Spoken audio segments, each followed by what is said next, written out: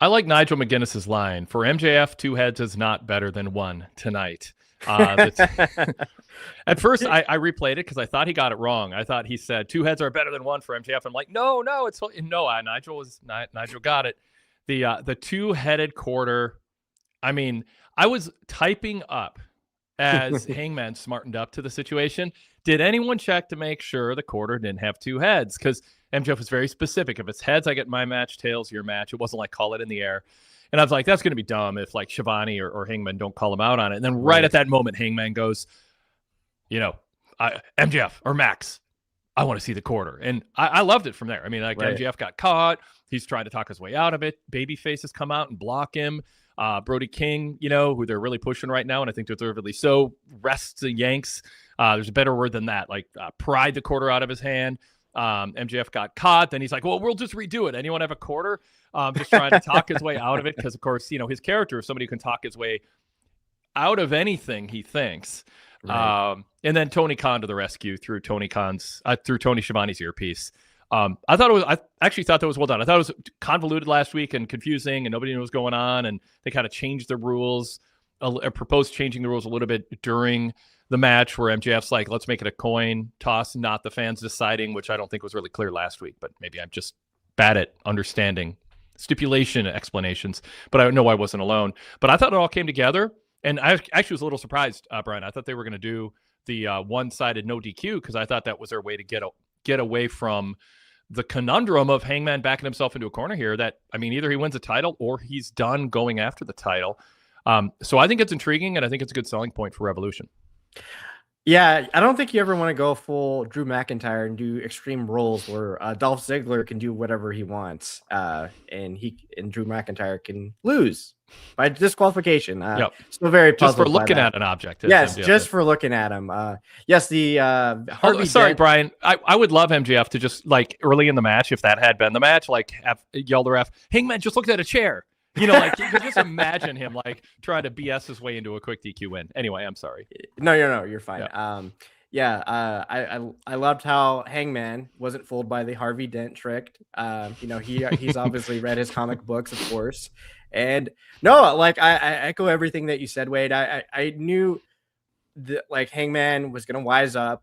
And he knows Max. He called that out during the segment. He has friends. Babyface is smart and has friends. Yep. And I don't know if this has been just they had this mapped out when Max initially won the title, but the key difference I can see from this reign, as opposed to the first reign, all of the competitors he's wrestled have not been stupid.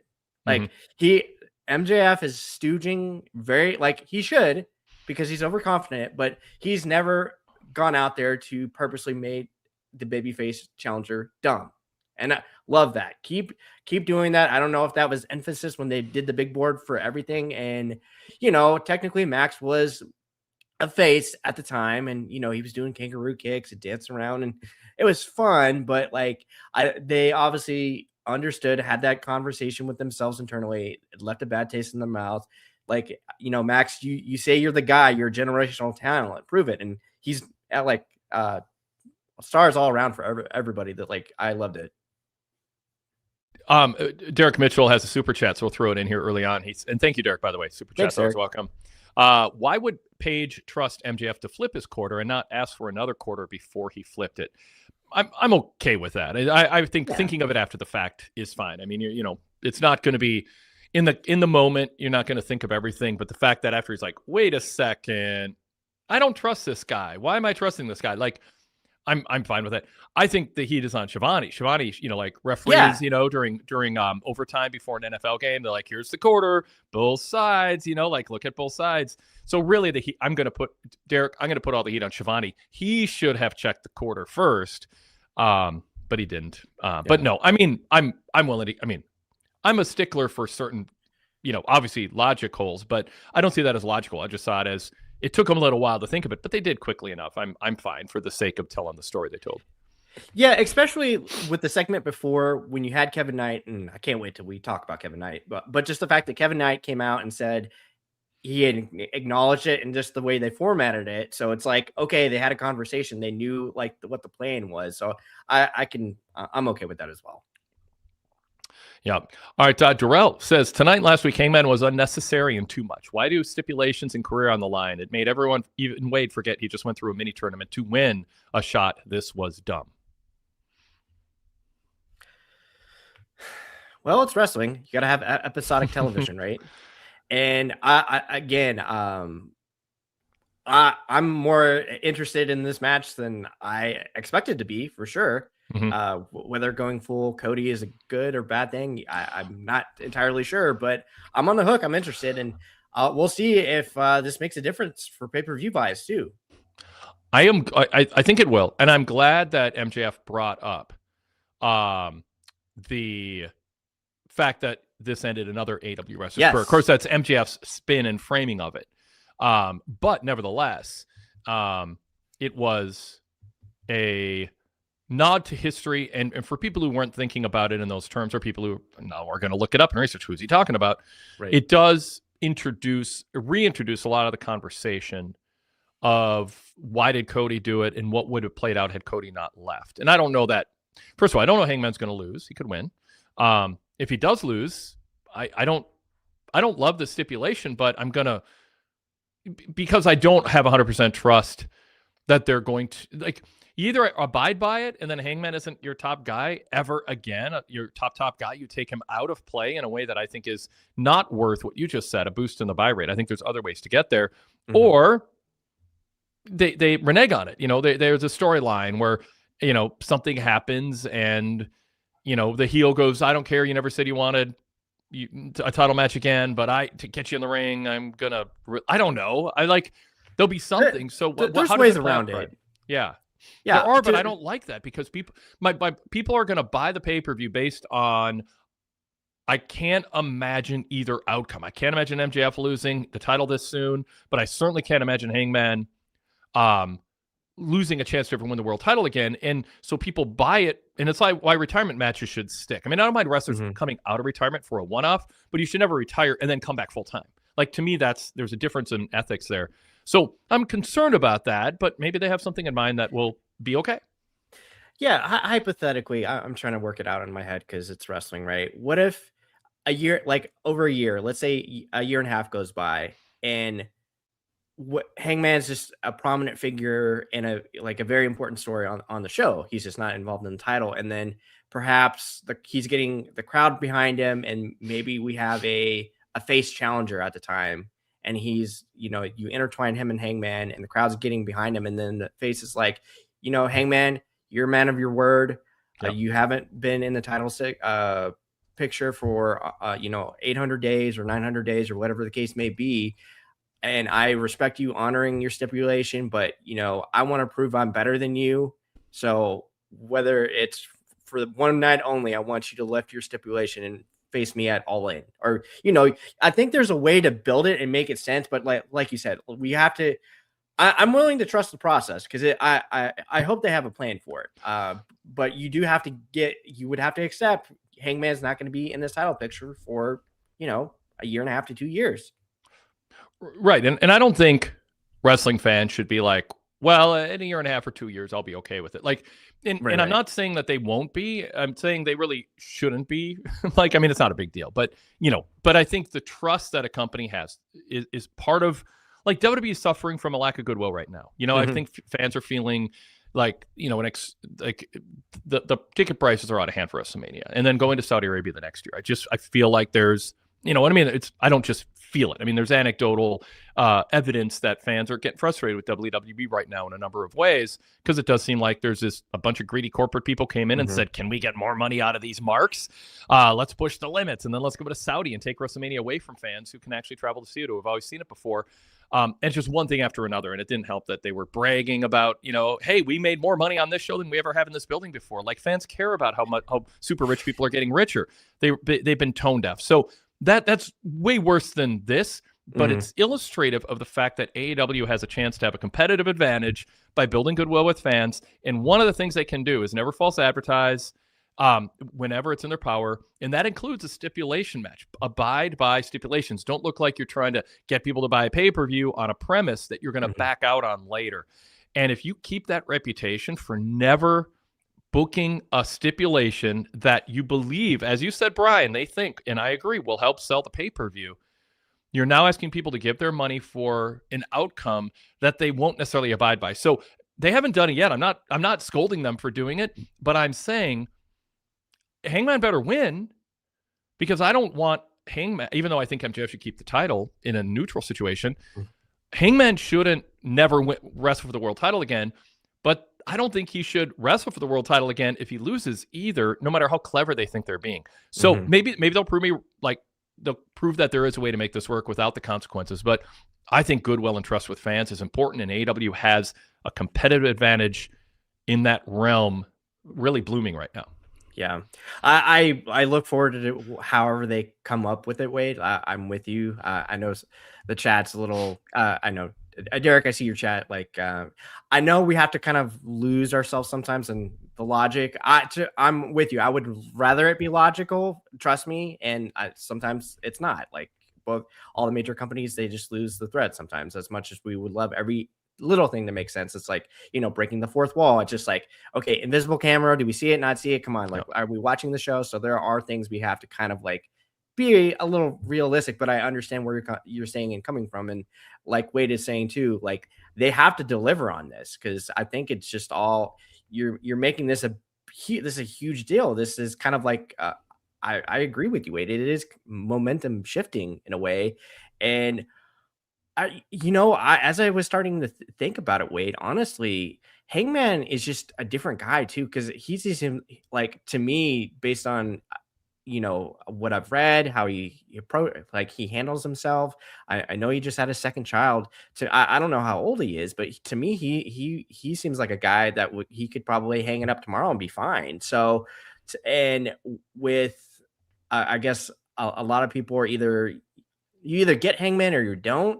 And for people wanting him to not be a future figure on the show, is he just always that better chaser? Is he like really someone who could just have a non-title? God, I'm trying to think. Is he the only person to other than like Jericho and Omega to have a main event not feature the world title?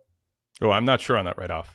I'm because I think Swerve and Hangman, and then I think of Kenny and Jericho, and I struggle to find in terms of a one-on-one match. Yes. Like non world title match. So he can obviously carry a story like that. It's just based on how interesting it is, how good of a job they could do. So on the Collision Cafe this week, I mentioned it with Taylor. I feel like Hangman's an interesting enough character where he can carry something it like that. So that going to go ahead? Yeah, and he is. I just, in the early 2026, I just don't think you should be saying we are supremely confident in 2032 we're not going to want Hangman to be in a world title match or hold a world title. Like, right. But like what you're saying might be true.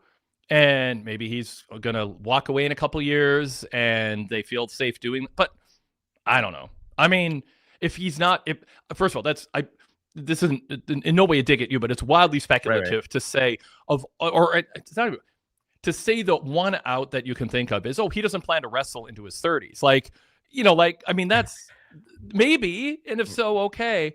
Maybe that's the out, but even that he can't predict. He's not going to make a comeback, and if he does, you want to have the world title option. To me, it feels a little too much to throw that out there. And I thought that last week, and I still do. And the idea that it's wrestling and everybody knows they won't abide by it. Like I say this all the time. Bad ideas done repeatedly is not precedent for excusing them to continue to be done. And I would also say backing out on stipulations in the past over and over again doesn't mean you get a pass.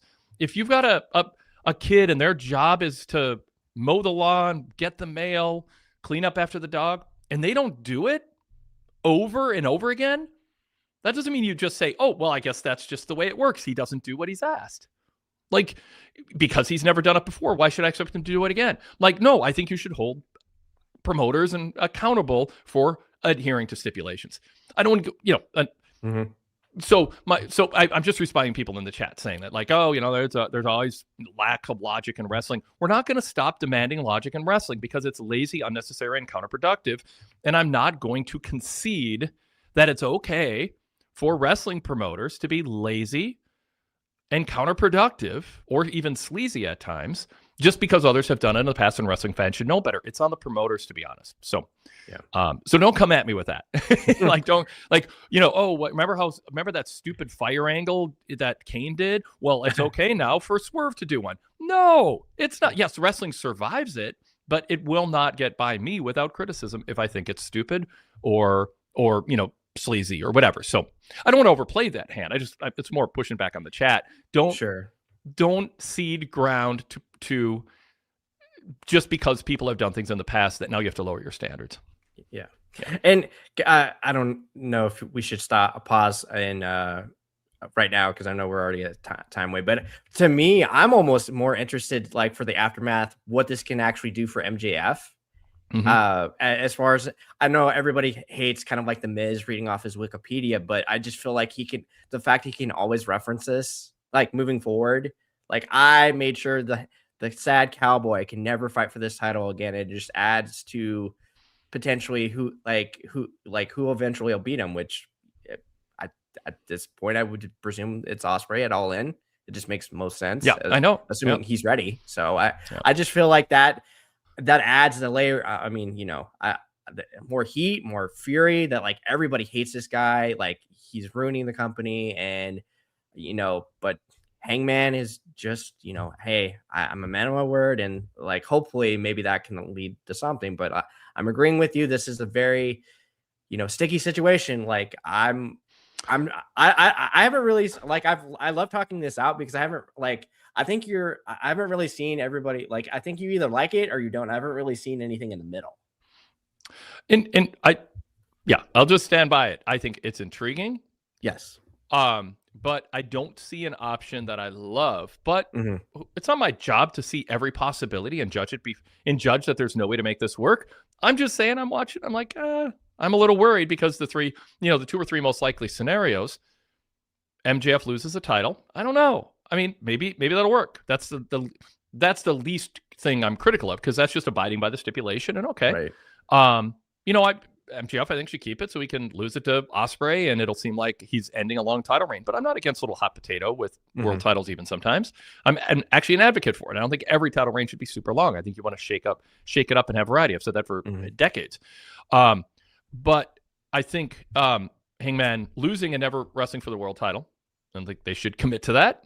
But if they lose, I think they should commit to it. You know what I mean? Yes. So it's just, in the chat, Atlasphere says, the logical workaround is one that would have worked well for Cody. Simply turn heel and no longer be a man of your word. You can challenge for the title. The problem with that is Tony Khan has to go along with it. You have a babyface promoter who gets to decide who gets a title shot and who doesn't.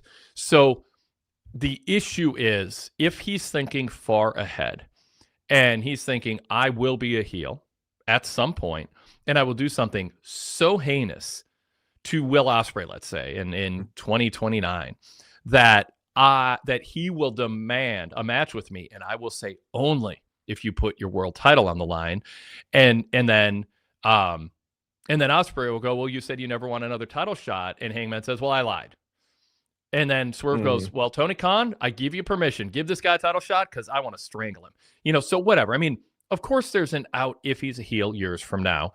And I'm fine with that. I just don't really imagine Hangman being a heel who's booed, but,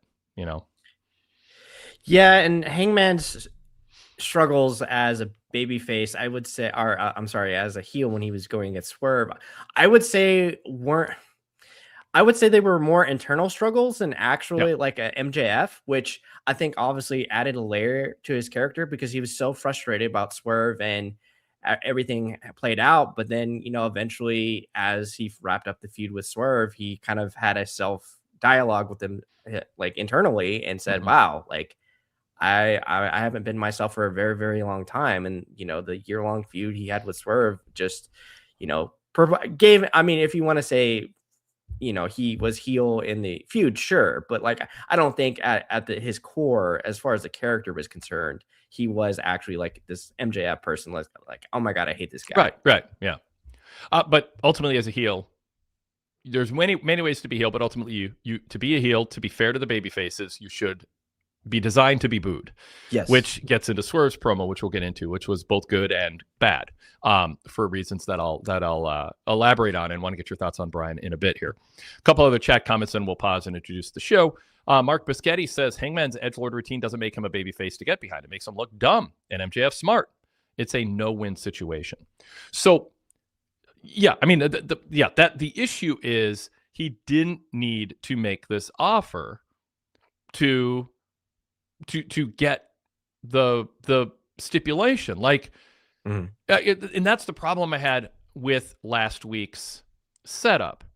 Is Hangman goes, I want a Texas death match, and to get it, I'm willing to say if I lose, I'll never go after the title again. Well, it turns out each guy got to propose a match, and it was going to be the fans who decided, apparently, and then MJF changed it to a coin flip, which Hangman agreed to. At no point in that situation does Hangman need to up the ante to get what he wants. It either is going to be fans decide Texas death, or MJF's match, or a coin flip, Texas death, or MJF's match. Why did Hangman need to add a stip? There was no advantage built in that I'm seeing. Correct me if I'm wrong, Brian or the chat, but he didn't need to offer that. So why did he? Yeah, I mean, structurally, there's no logical questions. Yeah. And from what I remember from last week, MJF said, you have a deal, but give me a week to decide. And I was under the impression MJF would decide what the match would be. It was a mess last week. Yeah. Nobody knows. And they just, based on my interpretation of what happened, why Hangman decided to put the stipulation on the line when he was going to wrestle MJF at Revolution, and you could have still Tony Khan could have booked some type of could have easily booked a Texas death match, like to add some extra. So Tony Khan could have easily booked it himself. So the questions that you're asking are very logical and pointed out, but from what I took from the MJF side, he agreed. He was intrigued. He said, "Oh yeah, that sounds great." Like as a heel, and I like the ending because, for the foreshadowing, I think Hangman internally had a dialogue with himself, analyzing, "Oh crap, why did I do that?" Kind of just dumb. I didn't see that at all. I mean, maybe. Where do you think Hangman regretted putting his career on the line? So do you remember when he walked away at the end of the segment, when he was up the ramp and he kind of just paused and he just was, he stood there. So my interpretation, he looked and he just why did I just do that? And I think what they were trying to do today was kind of a similar situation with MJF, but it ended up working and I liked it. So MJF needed to say, I don't know. I mean, honestly, it's good effort, to try to explain this. But if the premise was last week that MJF, they both had to agree, and the only way for Hangman to get MJF to agree to his stip was to put his future title shots on the line, that goes against what everybody said was a sloppy way. It goes against Excalibur going, next week we find out MJF's caveat. Whatever, I don't know if he knows what the word caveat means, or I'm not seeing how it applies to this. Doesn't seem like the best word for what was happening. I think he meant counter proposal. And so that implied MJF, and then MJF said, I don't make hasty decisions. I'm going to think about it for a week. Is that his stipulation, or is that accepting Hangman's offer? I'd have to go back and dissect this overly convoluted segment. That's been the conversation all week on all my podcasts. Nobody understands what that was all about. So today they just rewrite it, and MJF goes, let's not let the fans decide. Wait, the fans were going to decide? I never heard have that. A coin flip. Exactly. Yeah. So I circle back to the only way that the Hangman putting the future title shots on the line makes sense is if he was trying to essentially bribe MJF into accepting his offer right then and there. But that wasn't made clear that was even an option, that MJF wouldn't counter propose. If Hangman said, I want my match, and I want you to not even propose another one, and we're not going to leave it up to anyone else to decide, you agree to a Texas death match right now, and if you do, I'll put my career in line. I think as we talk it through, that's what they were going for. I think maybe so. I'm giving them too much credit, but I don't think that came through. Zach Barber in the chat, Brian said, Hangman did say last week the fans should decide. Okay, no, I missed that. I didn't hear that. But the fans should decide? Does that mean MJF and Hangman and Tony Khan agreed to that, or it was just something Hangman said flippantly? That's what's wrong with the segment. I don't want wrestling. I don't want pro wrestling segments to lead to us spending 15 minutes retroactively trying to make sense of something that was convoluted and poorly explained. Just do a better job, MJF, yes. Hangman, Shivani, Excalibur, Tony Khan. Unless there's something super new to add, I'm sort of entertained by trying to deconstruct a lack of logic and figure out how it could have been better. No, this is very good. I guess to me, because everybody obviously interpreted it different ways. I didn't realize how convoluted it was until we actually talked it out. And I was like, yeah. Man, how did I miss all this? Well, what did you think after last week's segment? What did you think was clear enough that you thought you understood something that now it doesn't actually make sense based on what happened this week? I was under the clear impression is MJF as a heel didn't want to give Hangman the match, even though he was the number 1 contender, and Tony Khan books the company, which there's kind of a logic gap there. Uh-huh. And to enter, I knew Hangman was going to, they were going to offer some type of stipulation on the table. I remember Hangman, I can't remember the promo. The promo itself, I believe, was very good. And I know verbatim, Hangman said, I've beaten you twice. If you're like a man, fight me in a Texas death. And of course, MJF says no, because he's a cowardly heel. And from that point, Hangman, for God knows why, decides to say, not to say, I won't ever wrestle for the title as long as you're the champion. He clearly says, I will not wrestle for the world title ever again.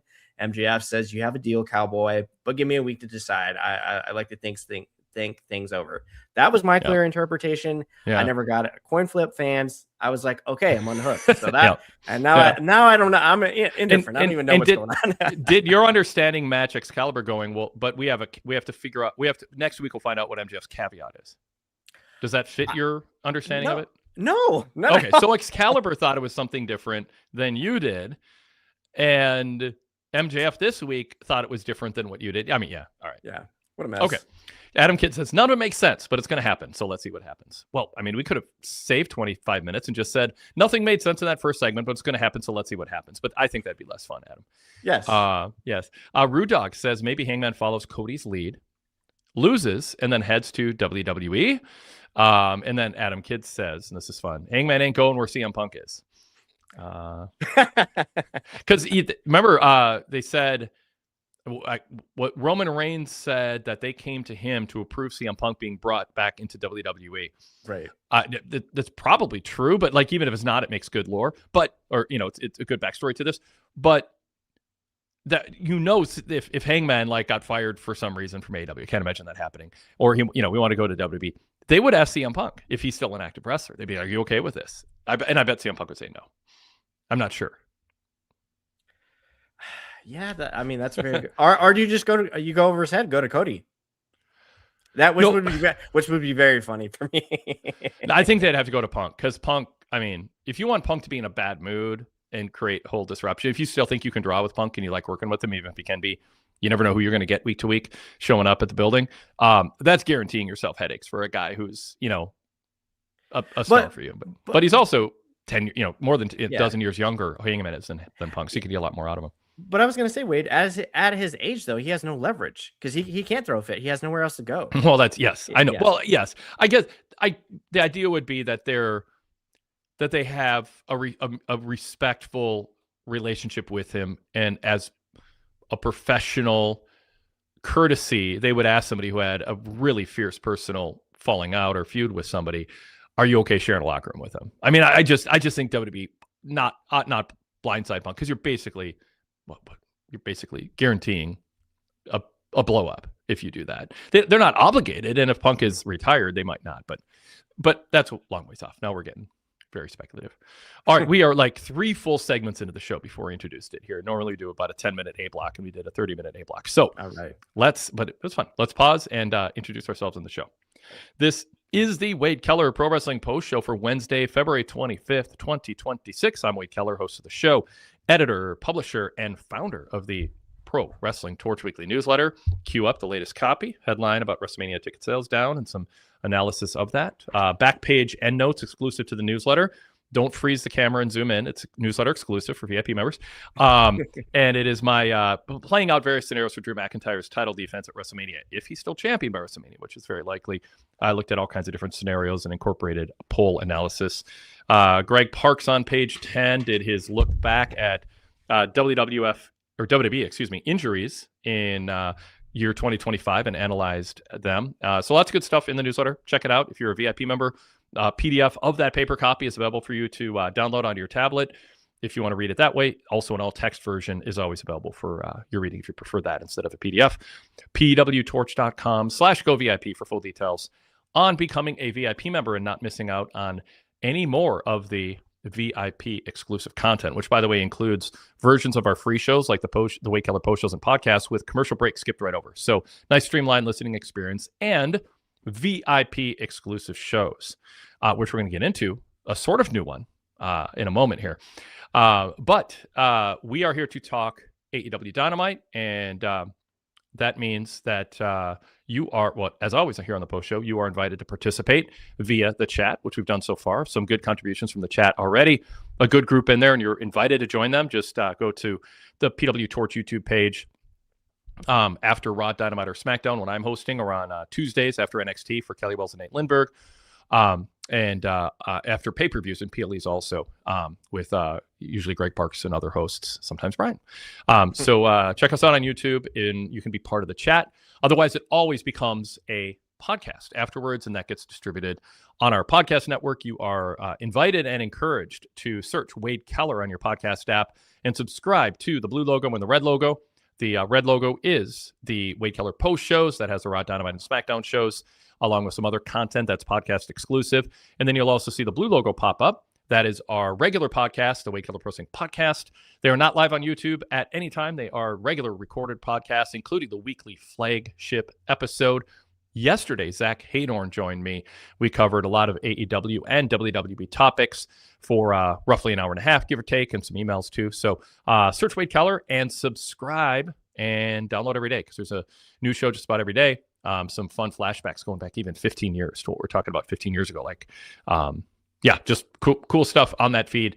Always worth refreshing and listening to. Certainly the Tuesday flagship, our pay-per-view previews, media Q&As, interviews, and more. While you're at it, search PWTorch to subscribe to the PWTorch Daily Cast. That includes the All Elite Conversation Club with Joel Donnell and Greg Canner. Every week they give their take on what's going on in AEW. They record late in the week after Dynamite, so it's a bit of a Dynamite-centric show, although they certainly broaden out to other topics. We also have a Collision-centric show. And my co-host tonight on the Dynamite Post Show is Brian Zilem, and he is the host of the Collision Cafe with a new co-host on, which means the show will be more frequent now with Taylor Haley. Brian, welcome. Thanks, Wade. And yeah, I'm so glad to kind of relaunch the podcast with Taylor. We, of course, had an eventful Collision. I know everybody doesn't really have time for Collision. It's a good time to have a show on Collision, given what's going on lately. Oh, yeah. No, for sure. I feel just right now, Collision, it's a really enjoyable show. They're really in good form especially I would say the last, 4 or 5 weeks. I don't know if anybody follows myself or Joshua White as far as the Collision coverage weekly on the website. Josh obviously does a fantastic job recapping the show. I was so glad to be on a post show with you at a Grand Slam. I feel like everybody was colliding just because Josh does a good job doing the TV recaps, and on the hits and misses, I have a chance to kind of like really gather my thoughts and kind of like look at things like analytically, like how's the show just production wise with the hits and misses. There's been so much good to come from Collision lately, just because I feel like when I do provide feedback or areas of opportunity for improvement, I feel like as a reviewer, critic, however you want to contributor. When I see changes tweaked on air, not that I have the power to change anything. I'm sure, Tony Khan is he loves a good torch talk, Wade. He's a subscriber. So, he follows along, he listens to the show. So I feel like when I do provide feedback, I try to be in good faith and, not to say, oh, something stinks. I like to say, this is why I feel like this isn't work. This is what they should be doing differently. And I feel like Collision itself as a unit has been doing a much better job here lately. And, having our first conversation with, Taylor this week, and we're going to hopefully be a little bit more consistent, record on Sundays, and hopefully have the podcast ready out hopefully every Monday. That's great. Yeah, Collision Cafe, there's a new logo. It is a VIP exclusive show, although it is a free sample right now. If you search PWTorch and subscribe to the charcoal gray logo that says PWTorch VIP, you'll see the colorful PWTorch Daily Cast logo pop up also. Certainly subscribe to that. Different shows each day of the week, including that All Elite Conversation Club. But we do give away free samples of VIP exclusive shows on that charcoal gray logo podcast feed. So search PWTorch and download it. And if you're using the native Apple Podcast app on your iPhone, you can actually unlock all the VIP shows, all of them within the Apple Podcast app using your Apple account. So there's some free ones there, but if you're an Apple Podcast user, native podcast app user, it's that easy. You can just use your Apple account. You don't have to use credit card or PayPal or any other method. Just unlock it and you are set. So it's a very slick way to go all VIP with our VIP shows.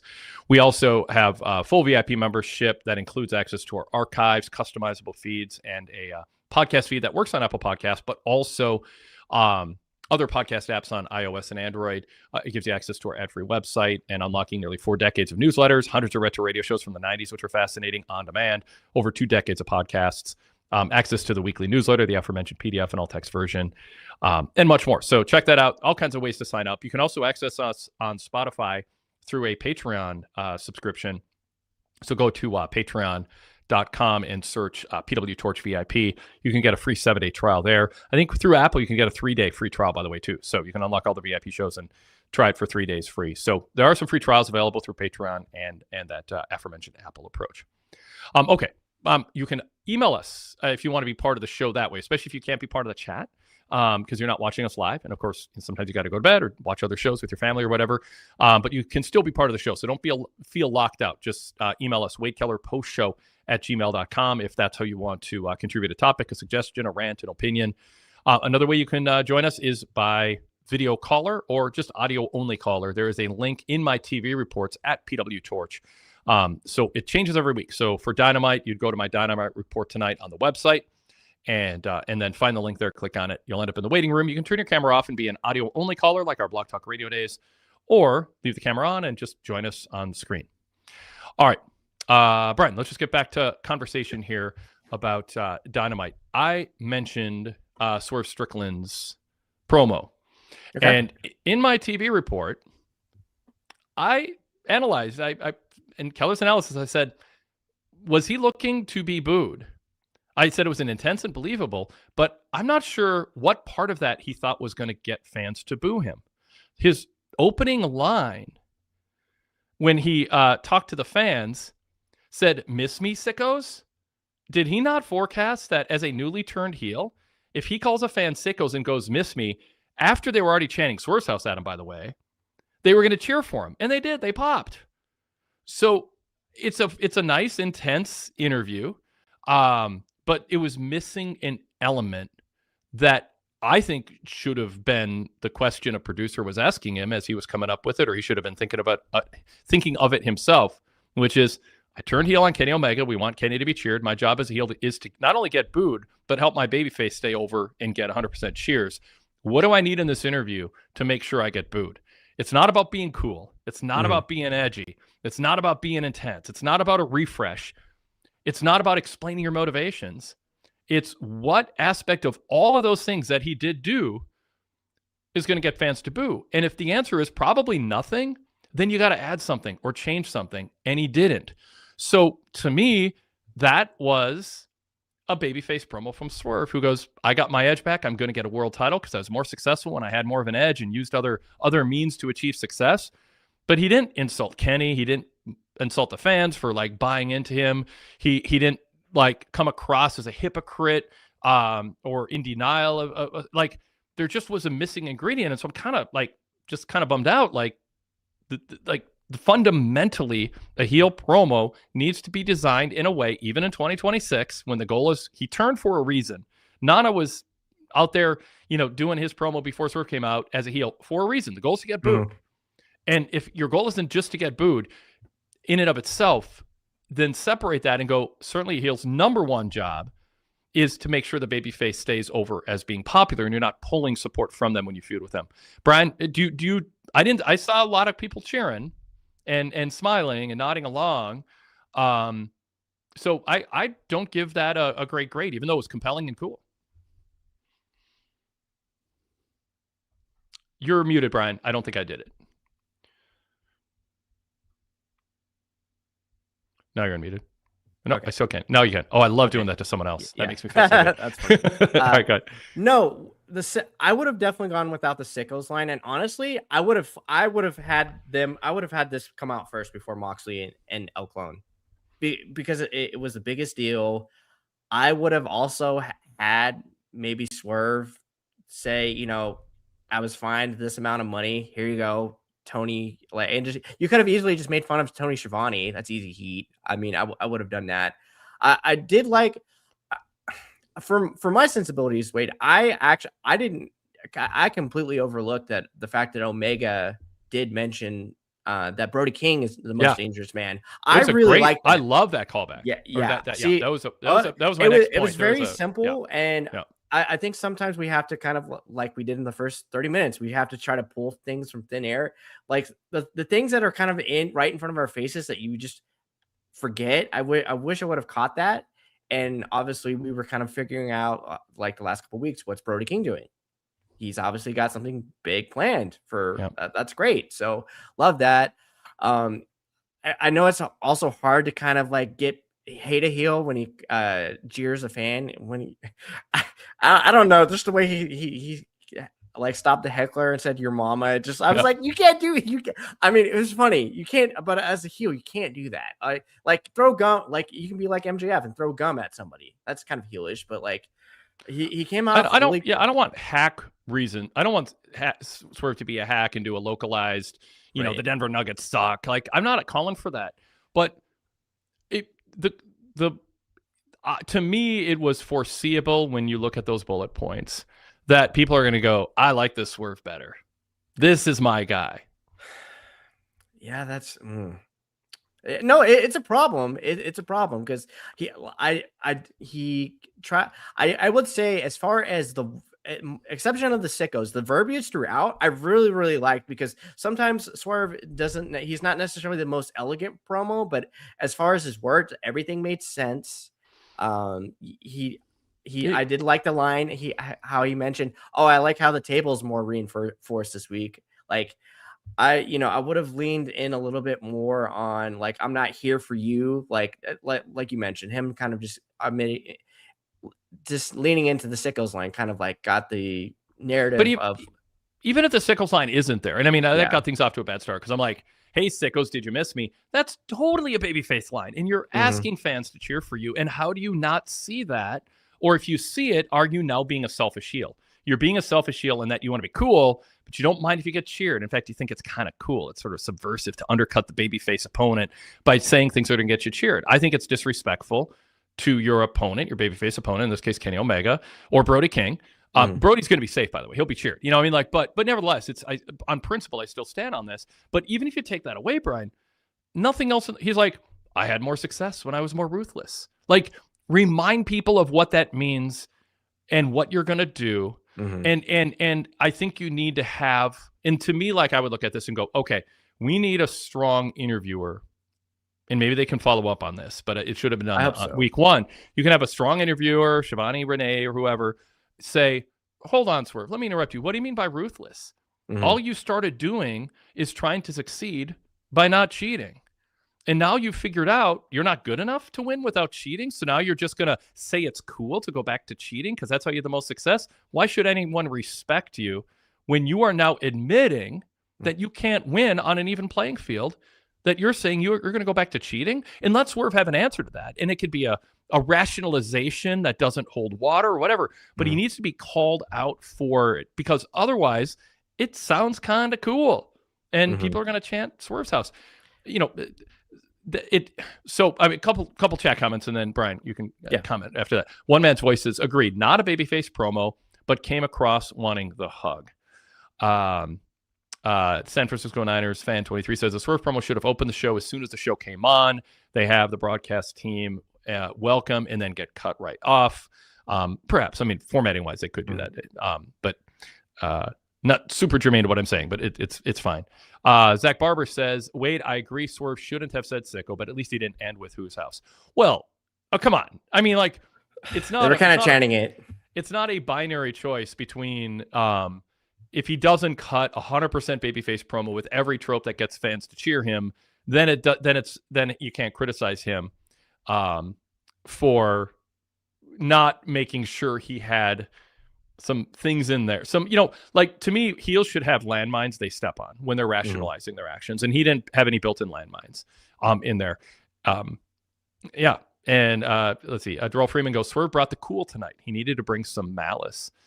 I know. I felt malice too. I think he needed to step in a landmine. I think you want you want fans at home to go, like, the strategy can be, oh, Swerve's pretty intense. Let me listen to what he's saying. I don't know. This guy's kind of cool. I kind of like his intensity. You can bring someone along, but there should be a moment where you design it so the viewer at home who's kind of going, I might like this version of Swerve, going, oh, that's bullshit. What is he talking about? That's not true about Hangman. That's not true about the fans. That's not true about Brody King. That's not true. He just revised history about himself. There should be some landmine he steps in that shatters the story he's telling himself that he's sharing with the audience. And it wasn't there. And I just don't find it optional in the structure that AEW chooses to promote in. It's not a free-for-all, cheer for who you want. What he did last week was a heel turn, and he got suspended and fined for it. So slipped by people other than the comment, because it wasn't even a full week suspension. It was like a 6-day and 22-hour suspension, if we're going to be technical. But I don't know. I mean, it was like, let's figure out what that is. So Zach says, define landmine, please. I did. Like, he should say something that blows up the narrative that he's laying out there. The bullshit he wants people to buy. There should be some moment where he steps on a landmine. It blows up the narrative. It's like, okay, this guy's full of it. He's selling us something, and we know that's not true. So he is cool until that moment. Now he's playing me for a sucker. Or now he's just full of it. Like, he didn't have that moment. There's other ways to be a heel, but to me, the way this was structured, that needed to be there, and it wasn't. He was just like, ultimately, I'm not saying there was malice, that there was intent, but it ended up being a selfish heel promo. And I'm not a fan of selfish heel promos where they come out of it looking more cool, but they've done nothing to put heat on them and amplify the reason that the fans want to see the babyface win. He might think, well, everything I did with Hangman, that was so ruthless. Who would cheer me for it? Well, they did, and they will, and they are currently. So bad start with the sickle line, lack of judgment, and then from there, good promo if you're going to be trying to do something other than get booed. Yeah, I would also add, Nana probably has to stop dancing if they want him to actually like. Yeah. I say that I say that as a criticism, because if we are supposed to boo him, like the way Nana came off and was kind of like an a-hole to everybody, that's fine. Keep doing that, and I can kind of unravel everything Swerve said. In theory, he got really cool when he was kind of like acting like this, because if you can kind of track everything, like as soon as he turned on Keith Lee and did the cement brick stuff, he immediately got cool. And obviously him being more of a heel, he wasn't trying to be cool, because I remember these matches he was having with Orange Cassidy. Obviously you look at the Nick Wayne, I mean, obviously what up turds, that was kind of funny. And just like, but he was getting over because he was actually being like this, he a heel in principle, but everybody was like, he's really cool. He's really, really cool. Like, yeah, he's kind of like he's a butthole, but like everything he's doing on TV is funny. And I don't know if that's like a him maybe having kind of like a different dialogue with himself. Like I can't like he has to really choose not to be cool, and that might be really hard for him. Yeah, yeah. One man's voice says, "Wade, you're overthinking." LOL. Elaborate. What do you mean by that? I don't know. I genuinely don't know. Like, are we supposed to just never critique a promo if it seems completely counterproductive to what should be the intended audience reaction? Like, I'm just trying to like say what draws money and what gives creates a peak fan experience. And what I saw there was a promo that didn't think it all the way through, or missed a step, missed a story beat. Maybe there's a story beat and he missed, and he's kicking himself for it. But I mean, I don't think it fits the definition of overthinking it by saying the crowd was popping for him, cheering for him, liked him. I watched that. I didn't come away thinking I like this guy less because he didn't give me a reason to. Yeah, you have to really you have to like think. You would have to construct a reason to not like him from what he said. There was nothing self-evident that would make you boo him. And it flat out, I would say, based on the way AEW chooses to promote, this isn't New Japan where it's a big event now and then, and it's has this culture of it being a sport, and there's not really, like institutionalized heel and face lore that just is the backstory and foundation of the way they tell stories. AEW's telling a WWE and US territory type booking model. Based on heels and faces. That's what they do. So do it well, or completely change it if you want, and you can make money completely changing it. But they haven't, and that's not what they're doing. And so Swerve didn't do the formula, in my opinion, but he came across as cool. It might sell some merch, might get him some pops, but I don't think it accomplished what ultimately, collectively, they thought their goal was. Yeah. And I think people need to actually, like, you still acknowledge it was parts of it was still good. It just wasn't great because we kind of missed this. It would like some of the parts. Yeah. I mean, it was the definition of a success is not if you personally found it entertaining or you personally like a wrestler. What is the pretty clear goal of the first promo from somebody who just turned heel against your number one babyface, who you're now matching against another top babyface in Brody King, who's beloved? What's the goal of that promo? It's to solidify fans who always like you and cheer you to now go, you beat Kenny Omega last week. Why did you attack him? You didn't have to do that. Why did you do it? They needed, and Todd Martin talked about this in the fix, you needed to have the announcers, and there should have been a video recap, going through the match, and the shortcuts that he started taking. Why was he doing that? And they needed to underline and emphasize, okay, if the story is Swerve felt he was going to lose to Kenny, and it started to register with him during the match, he started taking shortcuts, and that's when it clicked with him. If I'm going to succeed at a top level, I got to cheat. You can say that in a variety of different ways. But, the definition of a heel isn't always, but it's usually they can't win in an even playing field, so they cheat. And everybody can relate to that in life. Nobody wants to miss a promotion at work because somebody else got a promotion instead, but not on merits, based on cheating. There's all kinds of ways to cheat. Nobody wants to be in line at the grocery store and wait 5 minutes, and then someone puts their cart right in front of you. That's cheating. No, you got to wait behind me. Like, it's just super relatable. So the Swerve now is trying to rationalize, and his own story is he's doing it for a reason he can rationalize, but it should be apparent to everybody, and the announcer should be underlining it, and the baby faces should be pointing it out. You're a hypocrite. The only reason you're trying to rationalize being this new version of Swerve that people don't like is because he can't win fair and square. And that's MJF's gimmick. Yeah. And I just thought about this way to everything that you just laid out and said. We really should have had Danielson there tonight. I just thought about that because especially like he was there last week and he didn't call any of this. So, I mean, he had a good line at the end, but he wasn't.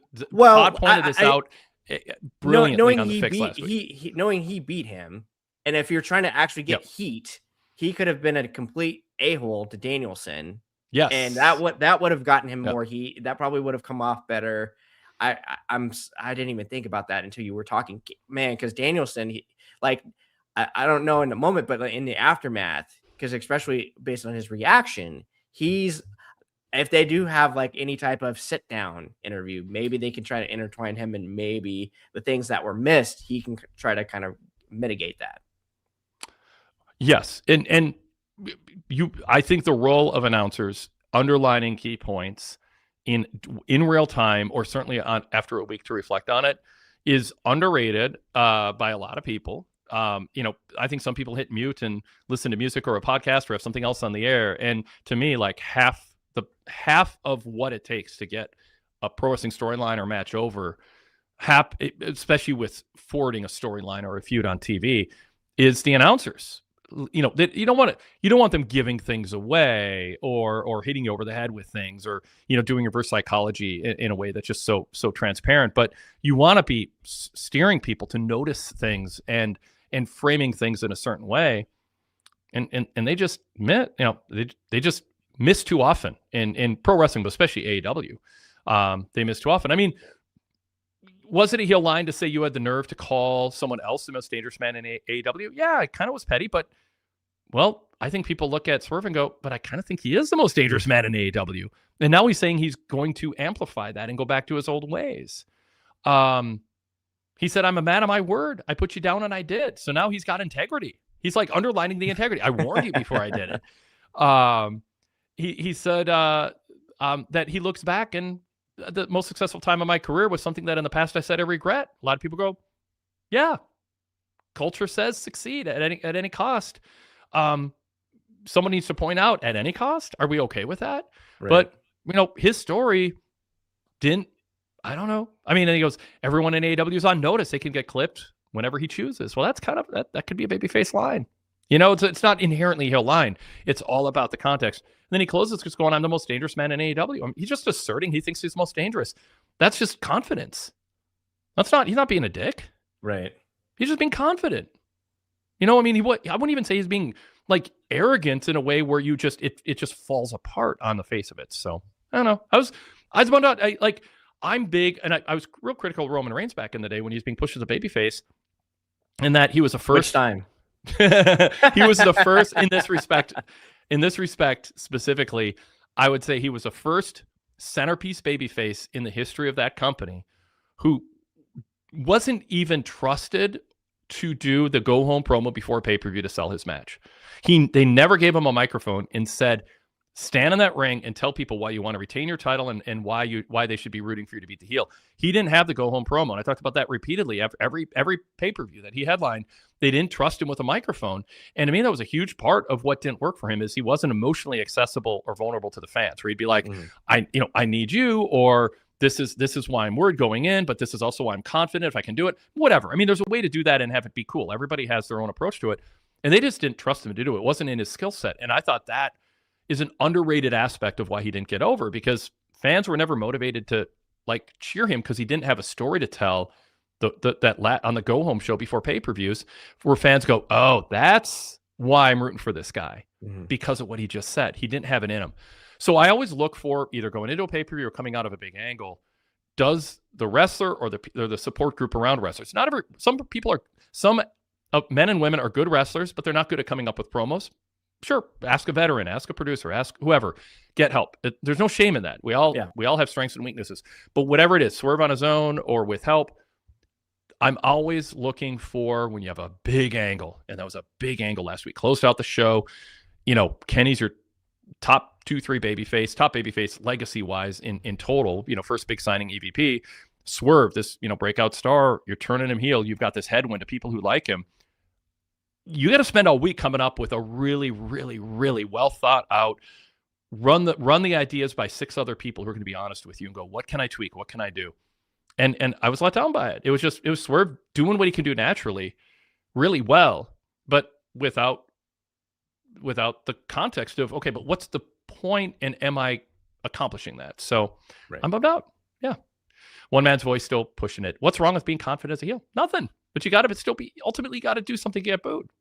You ultimately should be doing something that will get you booed. And now, if the crowd was booing, and by the end of the promo, I'd be like, okay, cool, it worked. Yeah.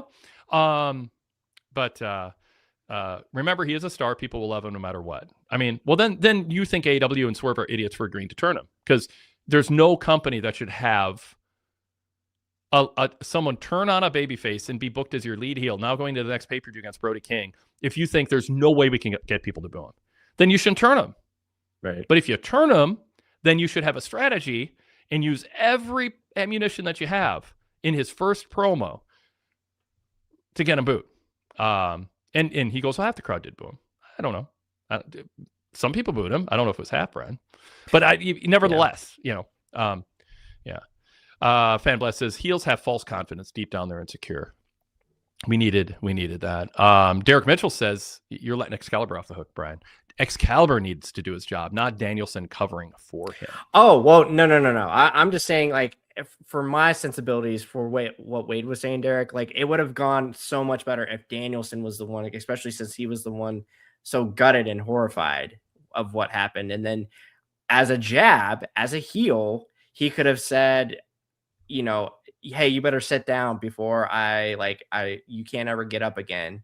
Like, there's some line he could have easily said, like, hey, why don't you go home to Birdie or something like that? Like, just anything, it's sensibilities.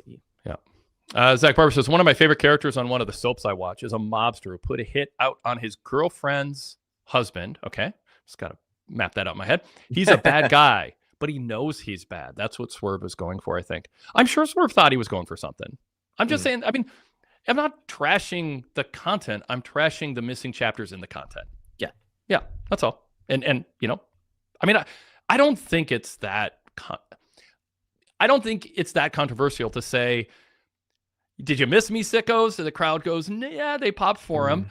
And we didn't even get a Prince Nana in the chats, been talking about that too. Nana's doing things that gets people to cheer him. It wasn't a heel light. And it's an issue, with Seth Rollins having people sing a song, but then they have to flip completely their emotions from, this is so fun, it's this communal experience and it's so cool, and then all of a sudden you have to somehow flip to just the emotions are there to boo him. Same thing with Trick Williams. I think it's an ongoing issue. He's got a cool factor. It's not everybody has it, but either he's miscast as a heel, or they should subtract from his act things that make him cool so that it can get booed, because again, his job is to not undercut the baby faces that he's wrestling by being the coolest guy who people like more. Yeah, because you mentioned Trick Williams. I never want to see him and Sami Zayn on the same screen again, because he immediately just, Sami Zayn, no, Trick Williams is the star here. Sorry. Yep. You're just a loser who always loses. Yeah. Fan Blast, in response to previous comment, says, Wade isn't overthinking it. He's simply pointing out what has worked in wrestling for decades. Things that are either they are either bored of doing or think they're more sophisticated than that. I think you're giving them, in some cases, too much credit. In some cases, not all. I just think there's people in this, like in high places, on air and off air, who have never thought about any of what I'm saying. They just think the goal is get cool, get a reaction. That's all that matters. It's a whole John Cena, effect. Oh, as long as you get a reaction. And people started buying that BS answer. Like people in WWE with a straight face go, hey, at least he's getting a reaction, Wade. I'm like, yeah, but it's not the reaction that everything you do on TV is aiming for. It's like the opposite reaction that everything you do on TV, and you're going to call that a success? Well, at least crowd's not quiet. Well, right. There's three options. They cheer like you are trying to get them to do every single week, and Vince McMahon desperately wanted him to be cheered. And if that doesn't happen, the crowd could be totally dead. That'd be terrible. They're not reacting at all. They're not. But the third option right in the middle is they're booing him instead of cheering him, but at least that's not as bad as not doing anything. Well, okay. Which is almost as bad. It's almost as bad, but I guess it's a little bit better. So the idea that Swerve is like, oh, they got a reaction. It's like, the goal isn't to get cheered. Hurt Syndicate were the example last year. They're not getting the reaction that they wanted.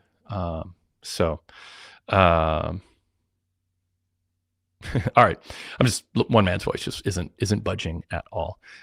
Zach I missed the first time. He did a super chat. Thank you, Zach. Yeah. Sorry. That was the super chat that you read. Well, he did it because he was like, Wade, look at my previous comment. And then I did while he was super chatting, I guess. So, thanks, Zach. Yep. He knows a bad guy knows a bad guy. Whole other topic. I don't think TV shows should be the comparison point to pro wrestling as 100% parallels, because soap operas are not going for crowd reactions in a live communal experience in an arena. They're telling I won't say more complex because it's daytime soaps, but they're telling a different kind of story. in real life situations where part of the experience is not getting a very specific reaction that everybody who's watching can hear. So you can have, and you have a team of writers you put out, especially with prestige TV, you put up 8 or 12 episode seasons, and a team of writers spend a whole year writing the scripts, poring over them. You spend a week or two per episode filming them, doing everything. Completely different set of circumstances than live TV with a live audience. And really key to get to emphasizing what a character just did and how you're supposed to emotionally feel about it is how the crowd reacts. And the goal is for people at home to want to see Swerve lose to Brody and lose to ultimately Kenny. And when you have a cheering crowd, it snuffs out those emotions that somebody at home might otherwise be feeling. So crowd reactions in alignment with the story you're telling is essential. It's essential. It's not an option. It is the number one most important thing, because you're in front of a live audience and the crowd's reactions is going to either create a headwind or offset what you're going for. Zach, fair-minded as always. As much it says fair point, Wade. LOL. Thank you, Zach. I'll take that. Prince Nana, and then we'll move on to some other stuff in the show. But I think there's been, I mean, for me, good discussions is what the style. No, this has been great. Yeah. So what about Prince Nana, and how should he, Brian, change, if at all? With the idea being, you have to agree, AEW has a heel face traditional structure that goes back decades in professional wrestling. They've chosen to do that. They're clearly doing that with what Swerve did last week. He won, and then he cheap shotted and beat up Hangman afterwards. That's a heel move. He's insulting babyface Tony Schiavone, Excalibur. He's being a jerk. Then plays to the crowd. That's what, we already covered that. So the goal is for him to be booed. So we have to stipulate to that, or else what's the point? No one's approaching. Not everybody this. Can be cool. Yeah. So what should Prince Nana do different? Not dance. Like I would say his heel promo was good. He seemed to be open, not being cool, but then he'll have these moments where he's trying to be cool. Obviously the dancing I would say was a pretty important part for Swerve to get over. And Nana helped him. I would say a lot as an act to get over. I feel like Nana you don't want him to go full Stokely, but there's a way for him to act heelish like Swerve and just be like an a-hole. I think Nana would have been a good maybe vessel to say, here, Tony Schiavone, here's your money, you fat slob, don't spend it all on hamburgers or something like that. I don't know. That's not the greatest material, but they have all week to think about it. You're on the spot. I mean, and that's just me pulling out of thin air. Like Nana, especially, Nana wears all the nice over the top like outfits. He would have been a good vessel to potentially use that for. Now, if you feel Swerve might not be the best talker just because he wants, to be healed, maybe you just let Nana do more of that and just let Swerve do his, kind of heelish stuff in ring, and maybe you kind of crisscross combine it. I don't know if that's necessarily the best option, or maybe you just sometimes to get booed and be an effective heel, you have to subtract things about your act that helped you get over as a babyface, right? And helped you get a reaction, and helped you sell merch, and helped you be cool. Sometimes you do subtract, and then you kind of rebuild from there. Once with what they did last week, tonight's episode should have been built around the express purpose, the primary purpose of getting him booed and establishing why people should be rooting for Brody King and Kenny Omega. Now they have to do the heavy lifting, and they can. Brody did. I mean, he stood up and goes, I'm the most dangerous guy. I mean, Brody had a nice promo, but they shouldn't have to clean up the mess in aisle 6 that Swerve left, where now the baby faces have a little bit of a headwind because Swerve came off so cool. You've got to sacrifice when you turn heel some things that got you cheered.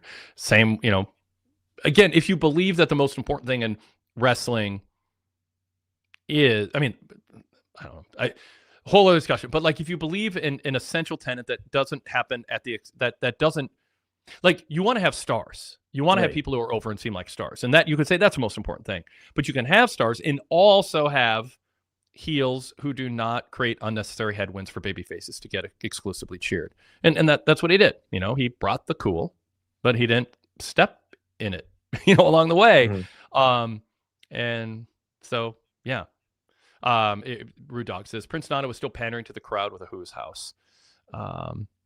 And Derek Mitchell says Prince Nana is always pandering. He's Flavor Flav, 2 swerves, Chuck D. Pickens says stop dancing. Yes, I was going to say the same thing. So we'll see. I mean, I'm not saying it like, oh, it's dead, it's not going to work. I'm just saying it was a missed opportunity, and now they got to kind of. Maybe they don't think so. If they disagree, fine. I mean, that's their prerogative. But I think they didn't end up in as good of a place as they could have with what I think genuinely their goal was tonight, which was to get booed. Prince Nana is really entertaining, and likable. But okay, one man's voice says Nana needs to take a break. Take out Nana if they want him to be a true heel. All right, see, one man, we can agree on stuff. It's an option. Yeah. I'm trying to think of like, you know, what the reason, like if Swerve wants to get over as a heel. And by the way, they had this set up last week.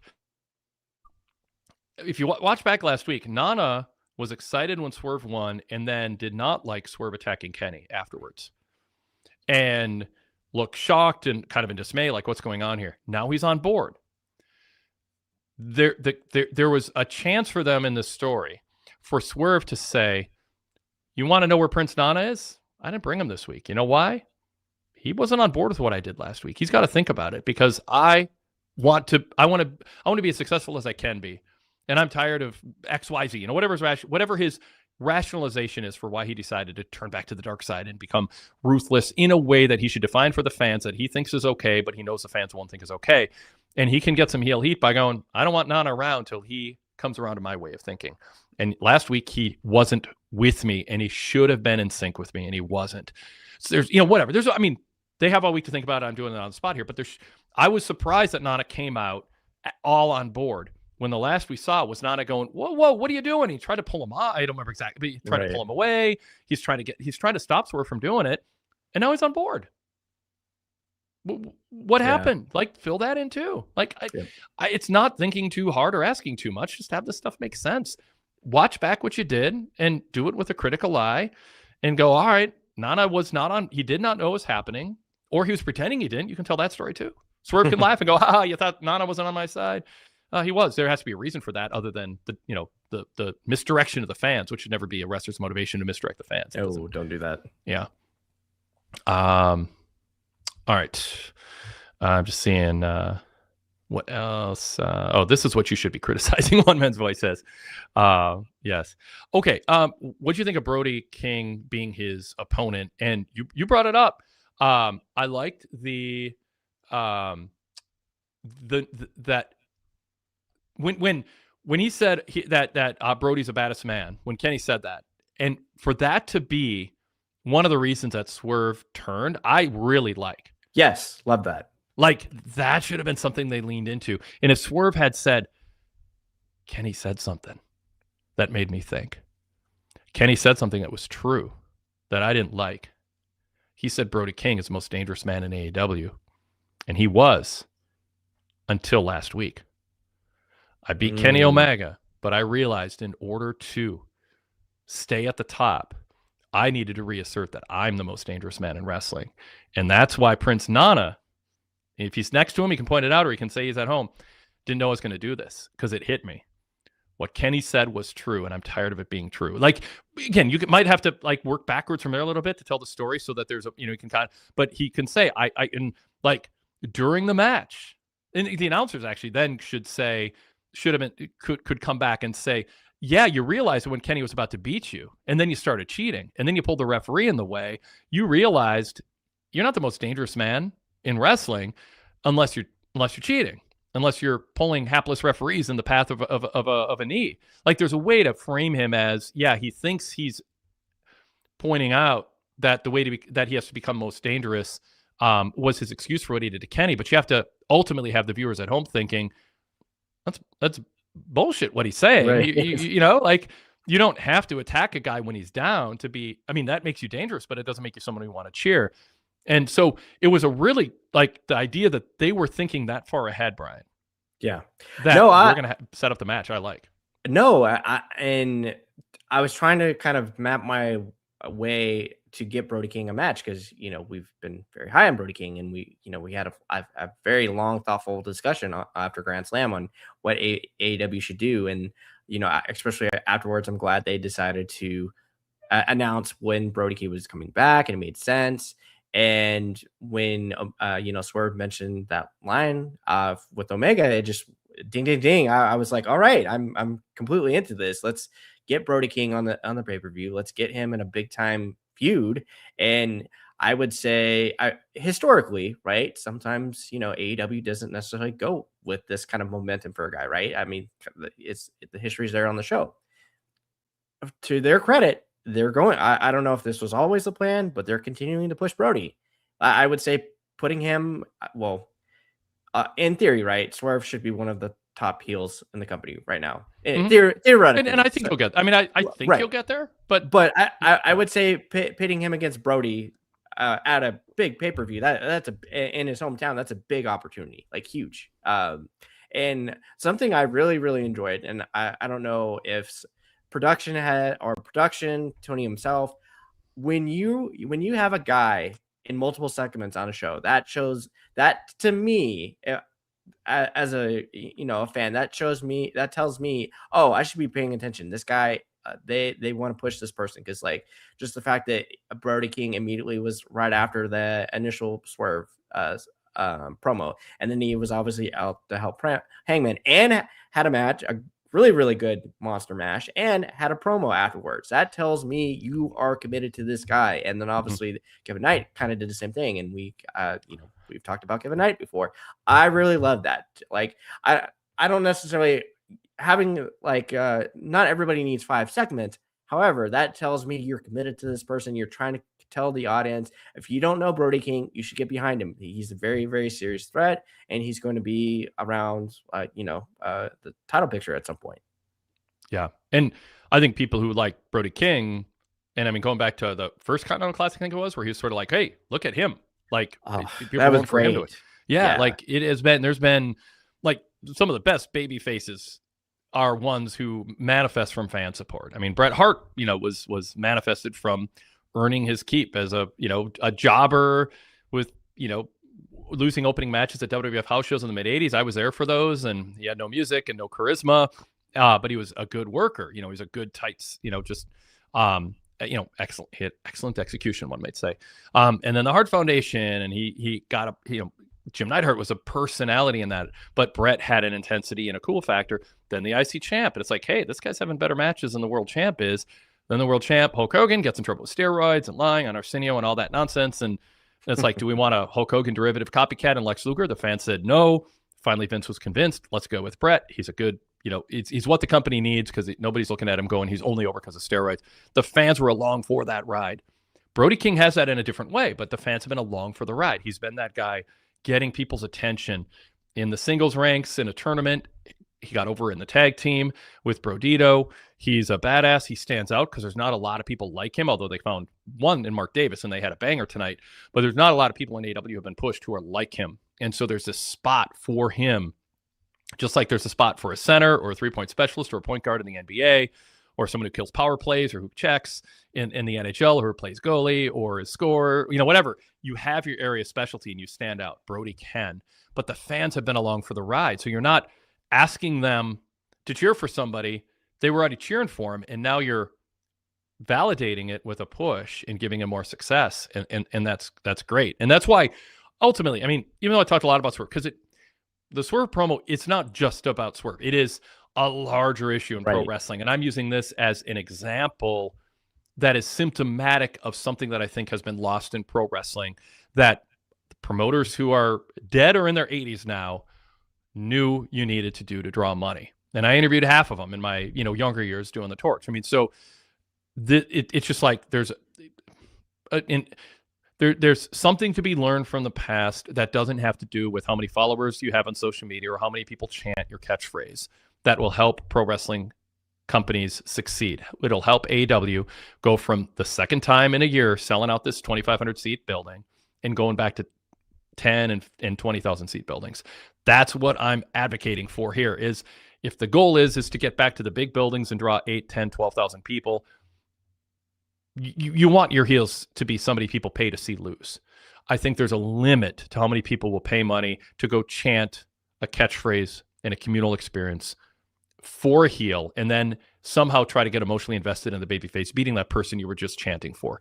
I think there's a cap on how you can make money and have a nice, and people can be entertained, but I think you're turning away 70% of your potential audience, whatever, give or take, that's by not focusing everything on that peak fan experience, by having the heels do everything it takes to get booed and subtract things that get them cheered. So yeah. Now Derek Mitchell says, Brian, Brody needs to win some marquee matches against upper echelon talent instead of being the lovable loser. I mean, I think that's what they were trying to do tonight. Yeah. Yeah. And I guess I saw that. I'm glad you read that. I saw Derek's chat.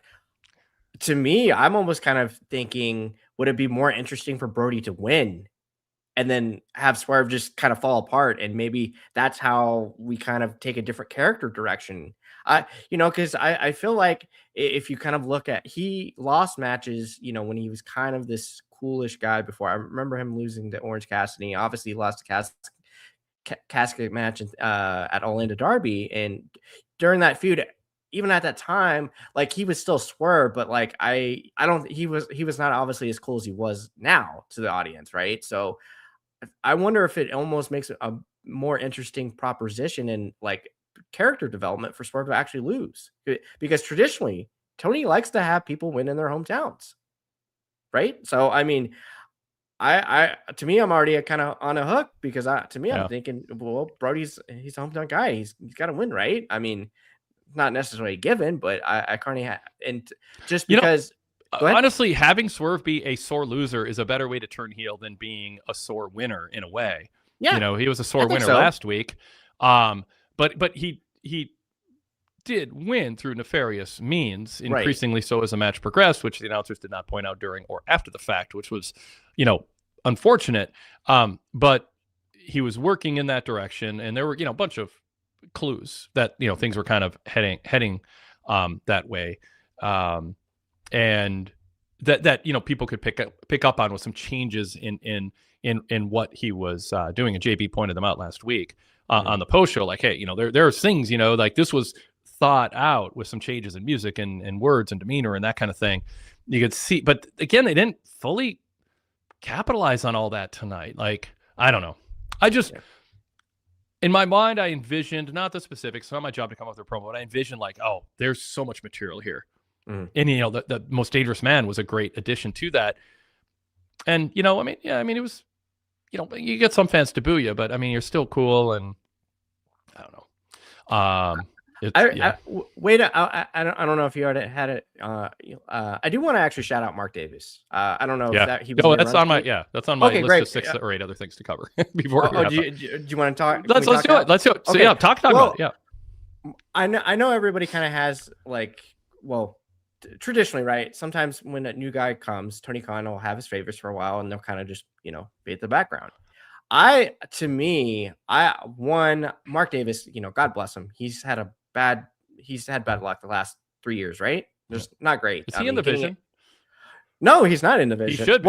Well, he's in a family though. I'm just saying, because they all get injured. Yeah. Because I went back to kind of look, because I've been really monitoring like kind of like when really the Fletcher trajectory started. Now back in 2023, so Davis got hurt in May, and they had to vacate the New Japan tag titles. So around I would say that time frame, that's when, I don't know if it was just Kyle wanted it, Tony saw something in him. You saw how Tony used him a lot more, because there was a stink.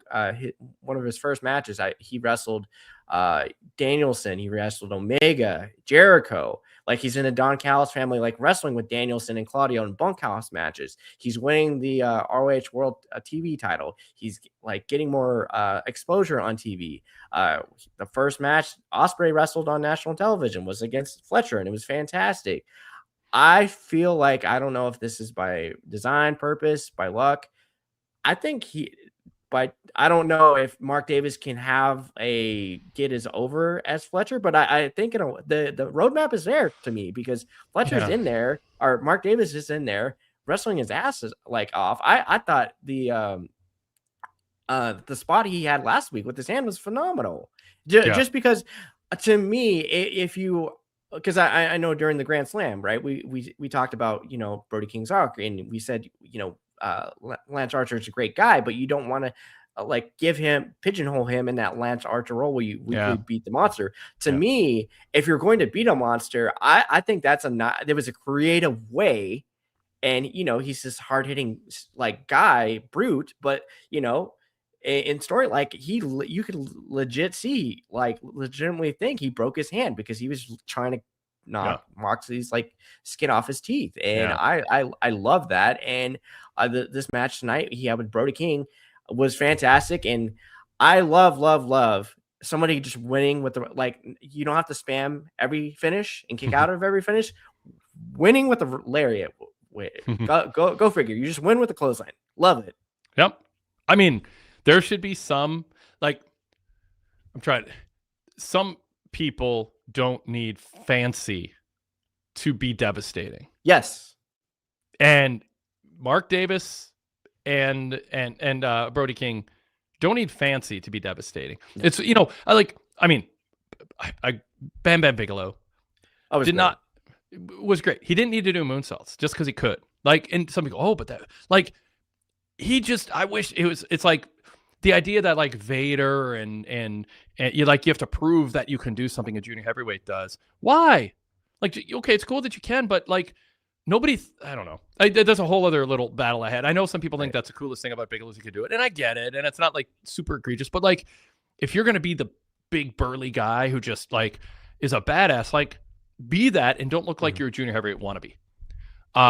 And using the parlance of the day, and so I mean, in this era, it's a little bit different. And back then, it stood out because no one had been doing it. But nevertheless, that parenthetical aside, I'm in favor of both Brody King and Mark Davis in a company full of ricochets and young bucks and El Clones, just different shapes and sizes. Be a specialist at something that they can't be, which is, I don't need to be fancy to be effective, or I don't need to be fancy to be devastating. And they're not. And I mean, I think there's a fan base that wants to see that kind of action. And we got it from Mark Davis 2 weeks in a row. I don't know that there's a short-term path for him being more than a mid-card new Lance Archer.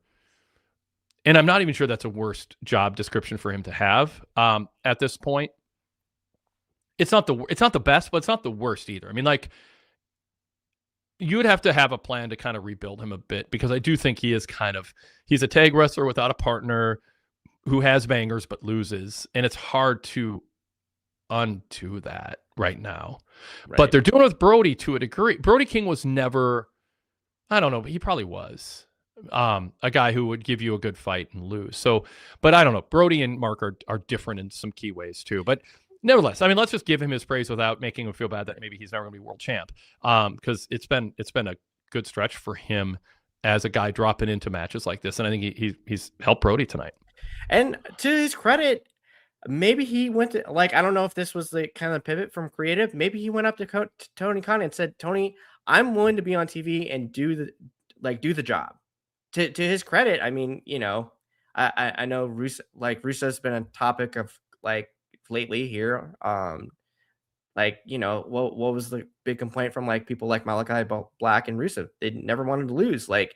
Mark Davis is not only having good matches, he's putting people over and defeat, which is that's really good. I mean, I think about that interview Darby Allin had with Arahwani last year, Wade, and just it's wrestling. People should be you should be okay to lose. You're not gonna. It's okay. You can lose. You're a big mark if you are taking it so seriously that you can't lose within the course of telling stories. Yes. Yeah, in so many words. Rude Dog says Mark Davis has gained attention with little or no character development. True. Yeah, absolutely. Derek Mitchell says Mark Davis is the epitome of a generic big man in AEW, lacking any distinct character.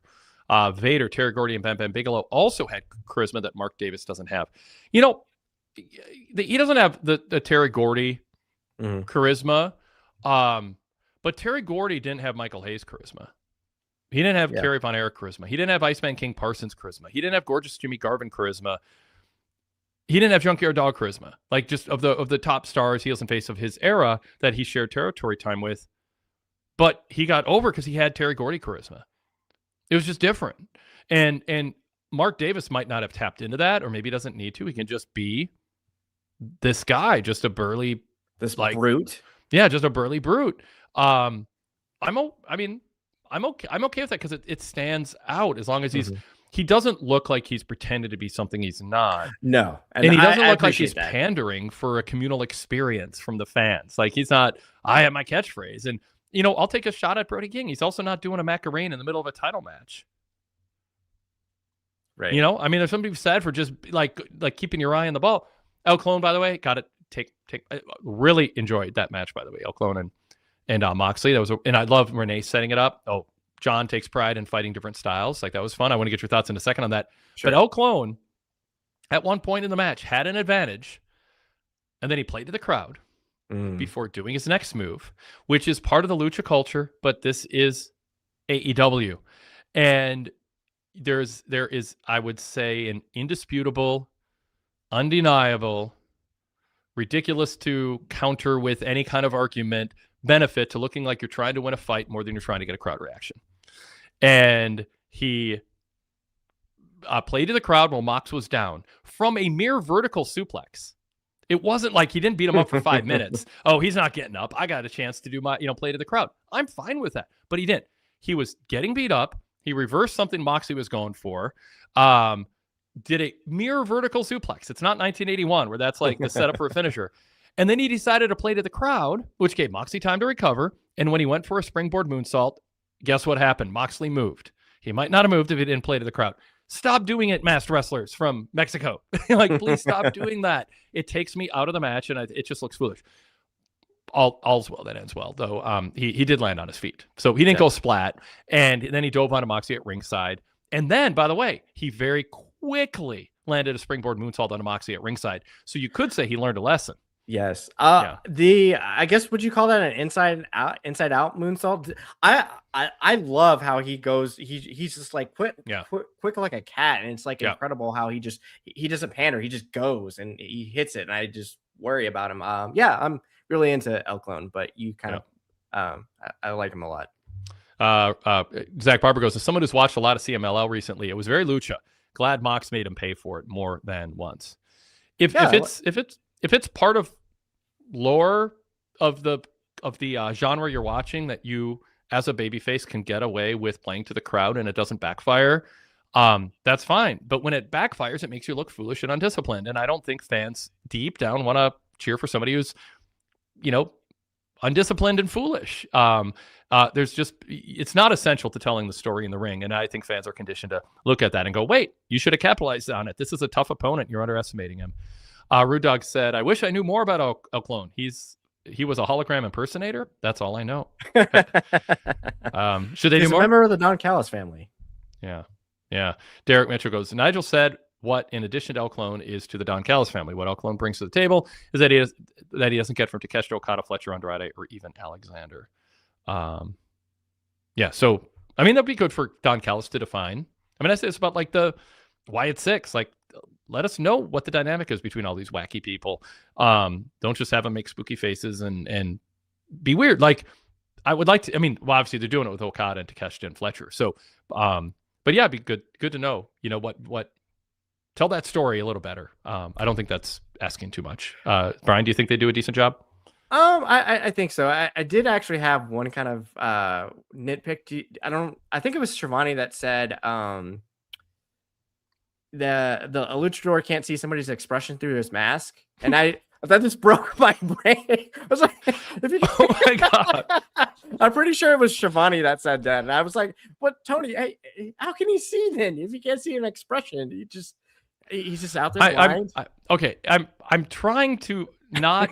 I'm not trying to justify it, but I'm trying to understand what Shivani might have been thinking, and so I mean, I guess if in Minnesota, sometimes we wear like a hat that goes over our head and it's 2 little eye holes, but it has like eye Right. holes. But like if it's kind of covering your eye a little bit, you can see a figure like while it's snowing, and it's a person, but you might not be able to. Even if they didn't have them, I'm saying I'm looking through a ski mask, at someone else, and it's snowing. I might not make out their expression. So I think he's thinking if the eye hole is covered, and how Clones is, that you get to see the shadow of the figure you're looking at, but it's like a low res version of their face. That's so he's Daredevil.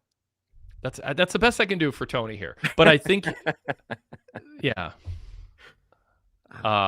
I wrote that down. No, Root Dog is countering you, Brian. He says you can't see the expression on Luchador's face.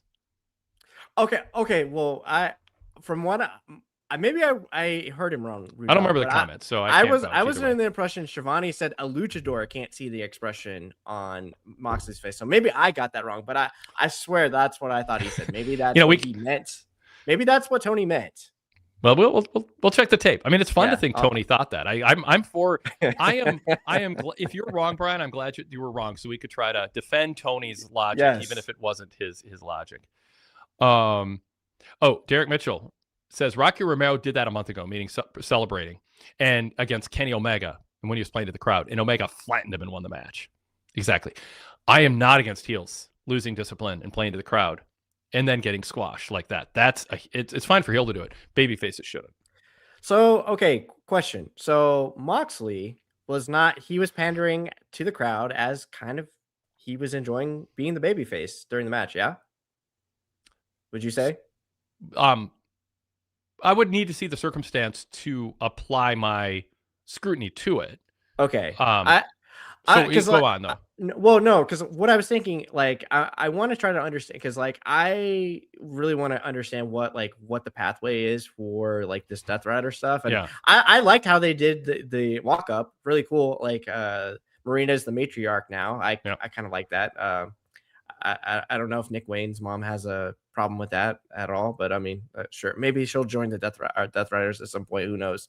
But when Moxley's just kind of enjoying kind of being the face in the match, and he's, by pseudo, he's the face of the Death Riders, even though they're a heel group.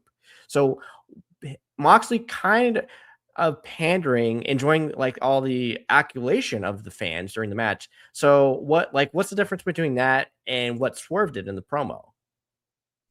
Well, because Moxley's not trying to be a heel. Well, then I don't know. What is Moxley trying to do? That's what I want to understand. I know my point on swerve is it's the week after a heel turn against one of your top guys, and so my belief was his goal was to be booed, or that should have been the goal, and he lost sight of it, or so that's very. Moxley has a whole different existence in AEW. And you going back to his mission statement in the Death Riders, which is there's all these punk kids who are making good money. They didn't pay their dues. They take things for granted. They don't appreciate what they have. They don't want to work. They want to get high spots. They care about social media. They want fans chanting catchphrases, but they don't understand how to get heat. Now, like he's venting as the veteran 40-ish-year-old guy in the locker room against these 20-somethings. Well, that's a babyface in the eyes of most fans. So I disagree fundamentally with Moxley. And just as I did with Danielson and the Blackpool Combat Club, like you've got to actually be a heel if you want to get booed. And your argument, I mean, you can say that about a certain toxic masculinity gimmick in WWE. If you're saying babyface things, and the only reason we're booing you is because we don't like your tone, like pick a new like mission statement in your promos that doesn't have the headwind of fans agreeing with you, but we boo you because of your tone or because you're goofy or you're too forceful in your expressing your opinions. With Moxley, he just there's Blackpool and now this. I don't think he values the notion of the heel face dynamic. I mean, I don't think that's his goal. I have repeatedly disagreed with it for going back to Blackpool Combat Club, but especially from the beginning of the Death Riders, it doesn't make sense to me. So he is in his own sphere. And I can't explain it, but it would be a repeated criticism, not a new one. And it is consistent week to week, but it is not. I mean, it's not good. I mean, it's not ideal. I don't get it. I mean, he's a workhorse of that locker room. He is out there as a veteran who could be going, I want to work once a month, not 6 times a month. I mean, he's giving you good matches, but I think the fans are confused or conflicted or not sure how they're supposed to feel. I don't think there's a clear emotional reaction you're supposed to have to him that fits within the structure of AEW, but it's a different kind of shortcoming from Swerve. It's in the same macro category, but it's a different circumstance. Yeah, and I think that's what I was getting. Well, and the upside right now of John Moxley running the Don Callis family gauntlet right now, Wade, is that this current pace, he should have it wrapped up by Double or Nothing, just in time for Anarchy in the Arena. Yeah, because the feud must continue for I don't know why. Yeah. Ducky D says Brody will get cheered, and so will Kenny. So who was hurt? Well, I mean, if I get a plate of French fries and they're room temperature, but they still were salty and the ketchup tasted good, and I got full, who was hurt? It would have been better if they were hot. That's what's different. Like, why you settle for a B-? Why do you, Ducky? What in your head is like? Well, you're not going, does Wade have a point? It would have been better if he got booed. You're going, well, Brody and Kenny be cheered, so who was hurt? Well, obviously that was going. All the points I made, like there was room there to do things to stop the tendency of fans to want to cheer you, and instead you give a bunch of lines that absolutely, without any other context, if you just showed someone that promo, I don't think they'd be like, oh, fans must hate that guy. They're gonna watch that promo and go, oh, that's the cool lead babyface. Like there just wasn't enough. There wasn't there. Like, I'm the most dangerous guy. Oh, that's not a heel line. That's just a guy with pride who wants to succeed, like at another level. So Ducky wants to go to the previous comment. I think Swerve's going for something more than just getting booed, and we're going to have to wait to see it play out. Wade's criticism is on point, but I think it's a little premature. But you asked who was hurt, and I would say Brody and Kenny are hurt in that there's going to be some people who are like going into their matches going, I don't know, I kind of like Swerve, kind of like Kenny, kind of like Brody. I'm going to cheer both. Like, who's hurt is all the fans in the building who don't have a clear... like, I don't want to go watch a neutral site NBA game with my... if I go to a football game, I don't want it... Like, there's a Super Bowl. That's neutral site, generally. But I want to go and have the fans passionately cheering for one team and booing the other. That, even if I don't have a stake in who wins, it's way more fun when you have this reaction. Now, I went to some high school hockey games. My high school won the Minnesota State hockey tournament when I was in high school. It was wonderful. And one half of the building was for my team, and the other half was the away team. And I had a whole unified side of the building cheering one team and a whole unified side doing the other. And that was fun. But that's not the story they're telling here. The story they're telling is a guy brutally beat up a guy after cheating to beat him. And now clearly the point was to get booed afterwards with that promo. So it's like, who's hurt? I didn't ever said he destroyed anything. I just said turn a B- into an A- or A by just making a couple extra points. And I think it's fair to say this could be refined and better. When has a split crowd ever hurt an AEW match? I think is what he's trying to say, especially a pay-per-view match. I would say if AEW is drawing 12,000 people to buildings every week, you would have a better point. My point isn't that the people who pay to go and are super into great wrestling aren't enjoying themselves. I'm saying there's 10,000 people who could have bought tickets who are sitting at home because they want to see stars who they're rooting for and against. Right. So, and granted, pay-per-views obviously typically draw better, but that it's a pay-per-view. But peak fan experience. And the thing is AEW structurally is designed for Jey Uso as an underdog against Gunther, as Sami Zayn in Montreal against Roman, as Cody finished. That's structurally how they are booking. They're just doing an inconsistent B- job of it a lot of the time. If they weren't going for it, I wouldn't be critical of it. And you say, well, Swerve's going for something different and I'm being premature. Sure, let's see. But this week, why wait?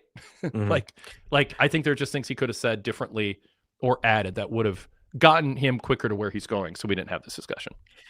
Yeah, the only time I can really think of a split crowd for a pay-per-view match, I mean, I wouldn't even say, because I think even a lot through the Hangman Swerve feud, I think a lot of people were behind Swerve. I think of the Acclaimed versus Keith Lee and Swerve for the tag titles. I think the crowd was pretty split and really got ultimately behind the Acclaimed. Yeah, would you repeat that, Brian? Just Yeah. So the one match that sticks out for me, where I guess you could say the crowd was split, was the tag team title match where it was the Acclaimed versus Swerve and Keith Lee. Okay.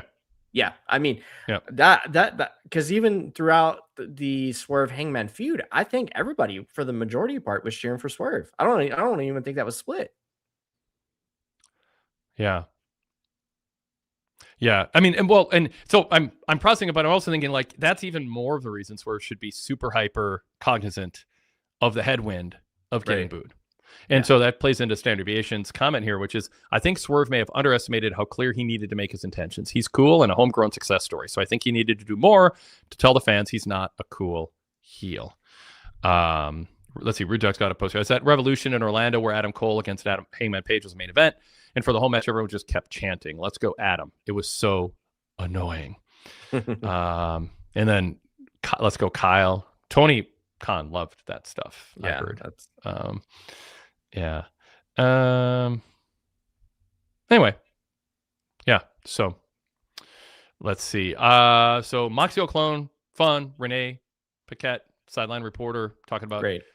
Like, he had a different style match last week. Now he's got this style match this week. He prides himself on matching people's styles and having his style offset theirs. I mean, like, it's just good sports-like setup. Gabe Kidd, Orange Cassidy, anything stand out there?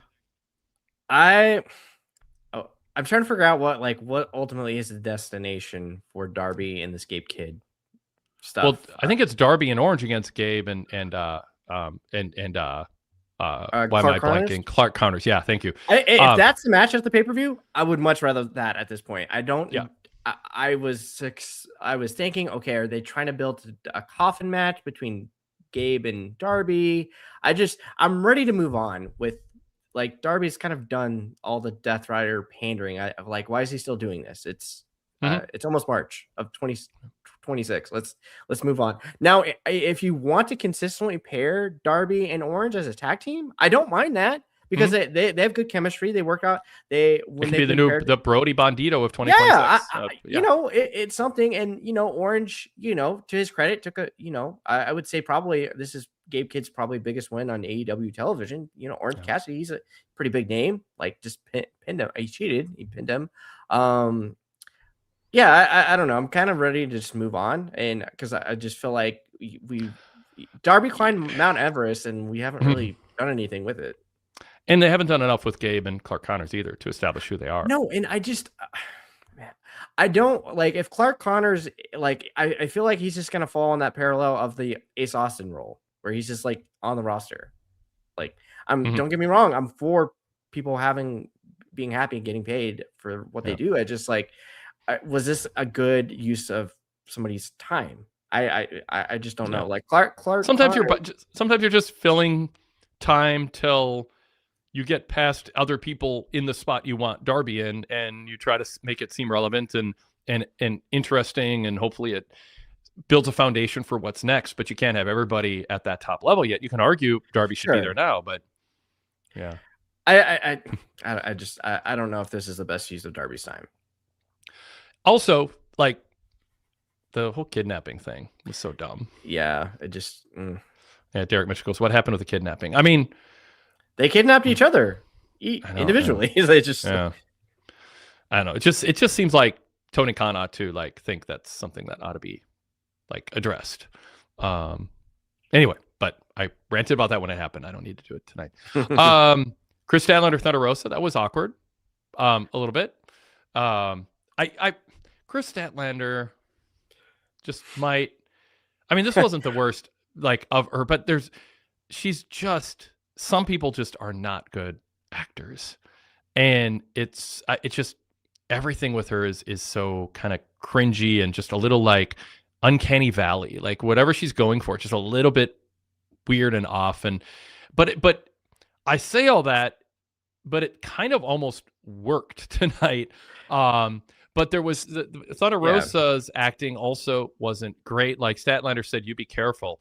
And then Thunder Rosa, who I think supposed to be the babyface in this dynamic where we're heading, goes, "You don't think I can do it?" I was like, "No, she just said be careful. Like, chill out." Like, it was sort of unbecoming. It's just she sort of snapped. And then Statlander said, "I think you should just be careful." And she goes, "I don't do careful." It's like I don't know what, I guess that can be sort of cool, but her delivery is just like, calm down. Like she's not saying anything that's like, that should be hurting your pride or setting you off. Yeah. I will say at least maybe there was a shed of Statlander showing character development and maybe trying to turn heel. Oh, I know. That's why it wasn't the worst side. It's just, there's still something just it's something like cringy. But did you see all the cool stuff Tekla did on Collision? Wait, did you see that? That was awesome. No, I didn't. Oh my god. Oh, see, I've got to catch up on that. Yeah. You go back and the exchange that she had with Thunder Rosa after Rosa, like she came down and looked the business. She felt cool. It just when she and I believe this was probably the only time they cussed on the show because they come down and Tekla says Thunder Rosa, one of the best women's wrestlers in the company, and then she says one of the dumbest bitches alive, and everything. And that might be another problem because Tekla is going to end up getting over because she's so much cooler than every babyface on the roster right now.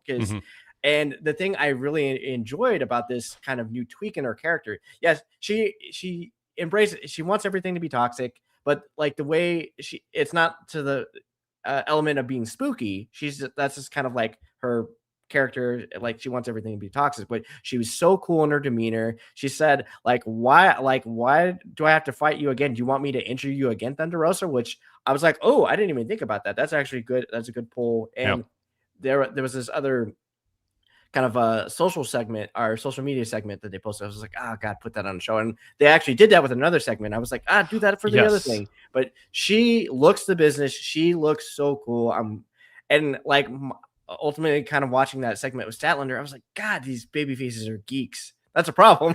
Like all these, and now it kind of just makes me yearn for like, oh God, like Tekla probably needs to hold this title for a very long time because I mean, yeah, you could have Willow Nightingale. That's a cheat code that's there. I was like, who could be the person to kind of be the cooler person in this situation? Is it you go back to Toni Storm? Do we go and wait? Hopefully, maybe this time away.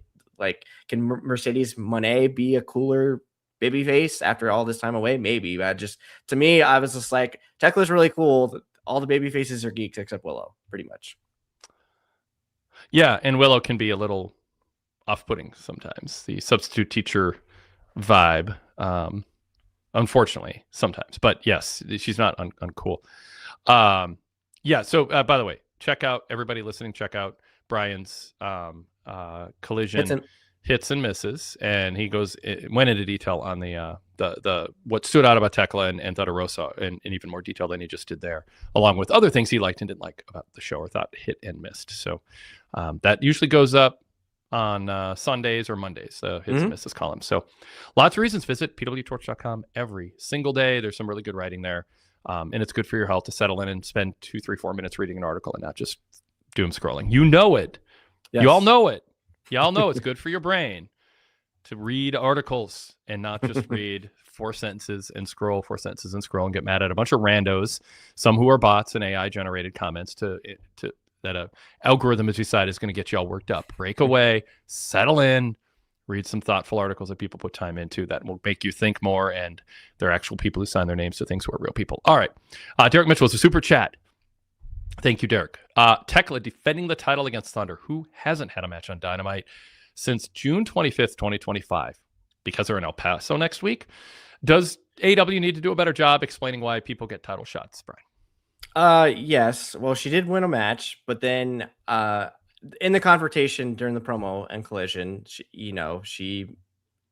Tekla was the one who kind of instigated and like called her out and spoke spoke bad things in her Spanish, and that pretty much escalated things. And obviously to that point, I guess from that justification, that's what you can do. But yes, there should probably, I would have had Tekla say, you know what, Thunder Rosa, I'll kick your ass next week in Texas. Just as simple as that. So Tekla shows that she has more in her than I'm gonna make everything toxic, a Luna Vachon, like 90s catchphrase. And they should have found a way to wedge that in. Someone commented earlier, maybe Moxley. I mean, Moxley wants to have a really good match, but maybe you beat El Clone in not 16 minutes, but 13. And then you have time for a video package. You got Tekla across if you're trying to sell that match in El Paso. Like, I mean, that was a fun match, but I mean, I think I defend I defend 10+ minute matches where the inevitable winner in one way, and it's qualified because I'm not like in that AEW is at least consistent. The notion is it takes a while, even when someone is gonna win, it takes a while to beat them. And you can make anything up in wrestling. I mean, they did with the Brody King 1.5 second sleeper hold. But if you do it consistently and it fits within the rules of engagement, the structure of how you tell stories, okay. And if it's a good match, then that's Tony Khan's thinking. I mean, we want to fill TV time with good matches with stars who are on TV, who people like to see. And we're going to consistently tell the story. And it's been from day one, not always as compelling a match as we saw with Mox and Oklo tonight. It takes a while to beat people who aren't just complete jobbers, Mansoor. So but shave 2-3 minutes, shave 90 seconds off and fit in highlights of Tekla. Yeah. And show that she's more than a cliched catchphrase. Yeah. I mean, missed opportunity for even. I don't think they even I don't think Thunder Rosa mentioned it. I would have said, hey, when you come to Texas, I win championships in Texas because Thunder Rosa won the title in San Antonio in that cage match. Britt Baker. I don't think that was even mentioned. Yeah. Standard Deviation says, I don't understand the logic of eliminating. Oh, you know what? I didn't mean to put this one up. Let me throw the one up. Derek Mitchell, sorry. Why didn't Thunder Rosa get an eliminator match before jumping into the title match? Like, that's kind of how they tell stories, is you got to survive against a champ, and then if you do, get a title shot. So, I mean, I would like there to be more structure to things. I mean, I think, that's why they don't do rankings anymore, because it's just so, you paint yourself into booking corners when you tie wins and losses to title shots. You just want to book. But, I mean, it would be nice if there was a little bit more that if you're a super fan, you're really paying attention to the stuff, that it made a little bit more sense. Yeah. Okay, so I'll read Standard Deviation's comment here. I don't understand the logic of eliminating the time limit rules of the Continental title for Mox versus Takeshita. The time limit's the one thing that puts a title in a separate category. They explained it. I mean, they fought to a time limit. Mox goes, I want to fight to the finish. Which is kind of an admirable baby fate trait. Well, yes, that's a whole other, yeah. Well, I mean, Moxley is on a journey to being a babyface. He probably already is, but he's got a few weaknesses in his moral compass, like still associating with Wheeler Yuta. But I mean, I don't know. It is a journey that they're on that's taking a long time because of, I think, some unexpected things, and then also just the calendar. They're just trying to get them to a point where they go full-fledged. I don't love it, but I mean, I'm just stating facts, I think, in terms of the pace of things. But I think Moxley's like, Takeshi and I we need overtime. We're an even match. So if this is an exception and they have a backstory to explain its Standard Deviation, I'm okay with it. But Brian, I mean, he has a point. The time limit rule, it's not the speed title, right, but there is something about, there's a greater sense of urgency you have to have a greater sense of urgency and take more chances to win. It's like pulling your goaltender in the NHL with 90 seconds left, you're down a goal. You don't, if nobody scores a goal, you're going to lose. So you might as well increase the chance of scoring a goal, even if you have less of a chance than your opponent. No goal does nothing. So that's the argument for the Continental title being special, is you take chances you might not take in another match because you have a deadline and you got to take a chance to win, because if you don't win the title. So it forces a challenger to take chances. Moxley is removing that with this stipulation just in order to have a longer time on the playground. Yeah. But now, I mean, you're kind of already setting it up right on the pay-per-view. This is going, I mean, for this to actually make sense, it's going past 20 minutes, which I would love for Moxley to beat him in like 3.5. That'd just be funny. Yeah. I mean, just go, yeah. but for logically, for it to make sense, no. It had. I mean, maybe it goes 20 minutes and 10 seconds. I mean, well, that'd be too convenient. well, I would roll my eyes at that. yeah, but I know what you're saying, though. Yeah, to me, I would just much rather. I feel like they could get a phenomenal match in 60 minutes. I don't know if that necessarily needs to go to 23 minutes because I've seen it all. Like I've seen the best version of their matches at the Rampage match. I don't think anything's gonna top that. Sandivation adds, I like the speed champion saying no. It's like the speed champion saying no time limit, or the FTW champion saying I'll fight you in a regular match, or the pure championship saying regular rules. Derek Mitchell goes, why are Continental Classic matches treated as prestigious affairs with no interference, while other matches allow interference, like Hook tossing Page the AEW title? I think they just say no one's allowed at ringside, and so they're creating a barricade for interference. I mean, I think I don't want to give them too much credit, but because I was critical of that, and then people are like, well, it's not that you can't interfere, it's just it's less convenient and the punishment is higher. But if you, my argument along when I've been aligned with Derek on this in general is, if you have the power to stop interference and it makes the title special, why not apply that same rule to world title matches? Why do you allow, simply for lack of enforcement, that you apply to a secondary title?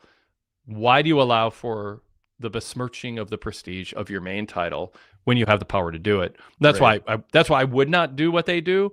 Because you're basically going, we don't like interference, but there's something we could do to stop it, and we don't. But we frown on it. It's like, I don't know. Yeah, it's not. You're drawing attention to something that, it's like the 1980s newsstand magazines, Pro Single Straight Wives go, we are an advocate for a ringside referee in tag matches in addition to an in-ring referee because it's too much for one referee to keep track of. And it's like, yes, you could totally do that, but then you would lose a bunch of finishes of heels cheating. That's part of your booking. So you don't. And, but again, you could, at least, in regular sports, you go, it slows down the game if we do replays, and I get that. But it doesn't slow down the game to have a second ref. I guess a promoter could say, well, it would, because we don't want in the middle of a match a referee to be talking to another referee about something he saw that the other one didn't. You could imagine Bill Watts making sense of it. Yeah. Yeah. All right. Let's see. We'll wrap up here with a couple. Kevin Knight got a quick win, and then cut a promo afterwards. Mr. Two Fly in Mile High City. Hangman's going to wipe the floor with MJF's ass, but he wants to be Hangman's first challenger after he wins the title from MJF. So Kevin Knight is showing confidence in Hangman, a peer, a friend, a partner. I know when you get a shot against MJF, you're going to win, and I want to be first in line. I mean, I think it's cool that Knight is aspiring to be world champ. And he said the future is now. So, which is kind of, when we talked about when he beat Darby Allin, like it, and what are they going to do with him? And he's been a fixture, like, back-to-back weeks. And not many wrestlers get a squash match and promo time, which is great. I really good, formatting on the show. Like, there's a lot of matches on the show, but I feel like, I don't know if they've got new production team in there. I feel like they're getting a lot on these shows lately. Wade, have you noticed that? It doesn't feel like, Excalibur trying to do the old rundown when he's trying to just do the Family Guy where Peter Griffin, where he just screams the 50 states. Everything for the most part is like produced and paced very, very well. So I'm curious if something's changed in production. I thought the video packages were well done, and I was touting that gets done. I don't think it slows the show down. No, and I think it makes Collision feel more important when you're saying, here's what happened on Collision, because you're acknowledging they haven't, a lot of people didn't see it, but it's important enough to show you. And now that shows you missed out on something. Tune in Saturday. Well, and it's something I've advocated forever, Wade, that they will, whomever, they'll have these great social media clips, and it drives me crazy that they don't put these on shows. The Brawling Birds clip, that was actually something from social media. I was like, is somebody actually listening to me? Maybe I'm not completely crazy, because that was actually really, really good. Yeah. And it just makes no sense. I know you can't put everything on TV, but there's opportunities, especially when you're featuring a new group, put them over. Like this is actually really in character, really good. Keep doing that. Yeah. Okada aligns with Kyle Fletcher, takes a dig at Takeshita. Did you like that? Yeah, Proto Okada. Good. A lot of stars on this Colorado show. Good for them. Good for them. A lot of stars. I hope for the money Tony Khan is paying Okada that he did like a dark match tonight. Was like he in the building just for that? Like, are you paying him just for that? Well, no, they're filming Collision at it's Dynamite and Collision tonight. Oh, you're right. Okay, thank you. Yes, good. So they will see him. Yep, you're right. Yes. If they weren't filming Collision tonight, that would be a really. I mean, if you're an environmentalist, you took up a plane seat for that. But no, I mean, I get how it works. I'm being more just, but yeah, good point. The fans would get to see him. Yes. But there are times where, you go back to the Nitro days where Eric would fly everybody in because he couldn't be organized enough to decide who to put on the show and who not until the last second. So all these people just sitting around all day and didn't get used. And others have done that too. All right. And hopefully Penelope Ford's okay. She did the moonsault, landed and then got back up and got in the ring, but couldn't put weight on her knee and kind of collapsed at ringside. What do you think? Okay, so they are obviously audible. To me, since they were running this back, I was under the impression Ford and Bain were probably going to win the tag team titles. Yeah. What was your preference in that situation? Because I'd said maybe they should have just called it off, but what is your preference? What do you think is the best to do in that situation? You say call off the title change or call off the match because someone just call off the match entirely to stop the match. I was okay with the DQ finish. Okay, okay. And because the announcers covered for it. I mean, I think it was Shivani goes that Lana Cross didn't want Bain to have to battle on her own, so she's protecting her partner by just doing, I guess, an intentional DQ and going after the opponents. I think in a pinch they explained it well enough. Yeah. Because you can't have Bain beat two people because then the baby faces look like geeks, and then you can't have the faces beat the heel because then they kind of look heelish. Yeah. I'm not going to be super. I mean, you can say, hey, I would have done this differently, but in the heat of the moment, that was rough. And I mean, it was tough because you could tell she was kind of, I think it was on her right knee. She's trying to put weight on it and she couldn't, and she just dropped down. I mean, she didn't collapse, like pass out, but she's like, I can't take in, and something's wrong here. Yeah, I shared the clip that was going around socials. God bless her. I'm so sorry to hear. Could you tell what happened? So from what I got, so it appears, like you said, she got hurt on the moonsault, which she missed, and all the fans didn't care because they were going crazy. I was like, okay, that's cool. But from the clip, you could show she was in pain. It looks like she was very emotional, and then it looks like they snuck her out of there right and covered like when Cross did the run in. So I know Sean Rush. I mean, obviously Sean Rush that, but it did. I believe he already kind of clarified it. She got hurt, which is bummer. Just rotten luck. That sucks because she's. I think Tony does like rewarding people that have been like kind of day one people, and Penelope Ford, she's been there for a long time, and it feels like she'll have these moments where she's she's getting a push. She missed out on Blood and Guts. She had some personal stuff going on with her husband, and she was gone for a long time, and just I feel awful for her. That's not but I hope speedy recovery. So as we roll through the show chronologically, we've got the last thing to talk about, which was the nearly 20-minute main event, Mile High Madness. I don't have a lot to say about it other than it was a wild 20 minutes. The crowd was frenzied, tons of high spots. But what stood out to you, Brian, as a talking point on this? I was amazed how fun this was because I saw the graphic. I was like, oh God, boring table spots. And to their credit, they said, I don't know if this was like the Young Bucks FTR. They said, you know what? If we're going to go full spot food crazy, let's go 100 miles an hour. And having the Anarchy in the arena feel with, Jungle Boy's theme was actually the best way to do it because honestly, I saw a 10-man and I was like, ugh, God, I don't not okay. If they were all together doing a 10-man in the ring, it would have been very good.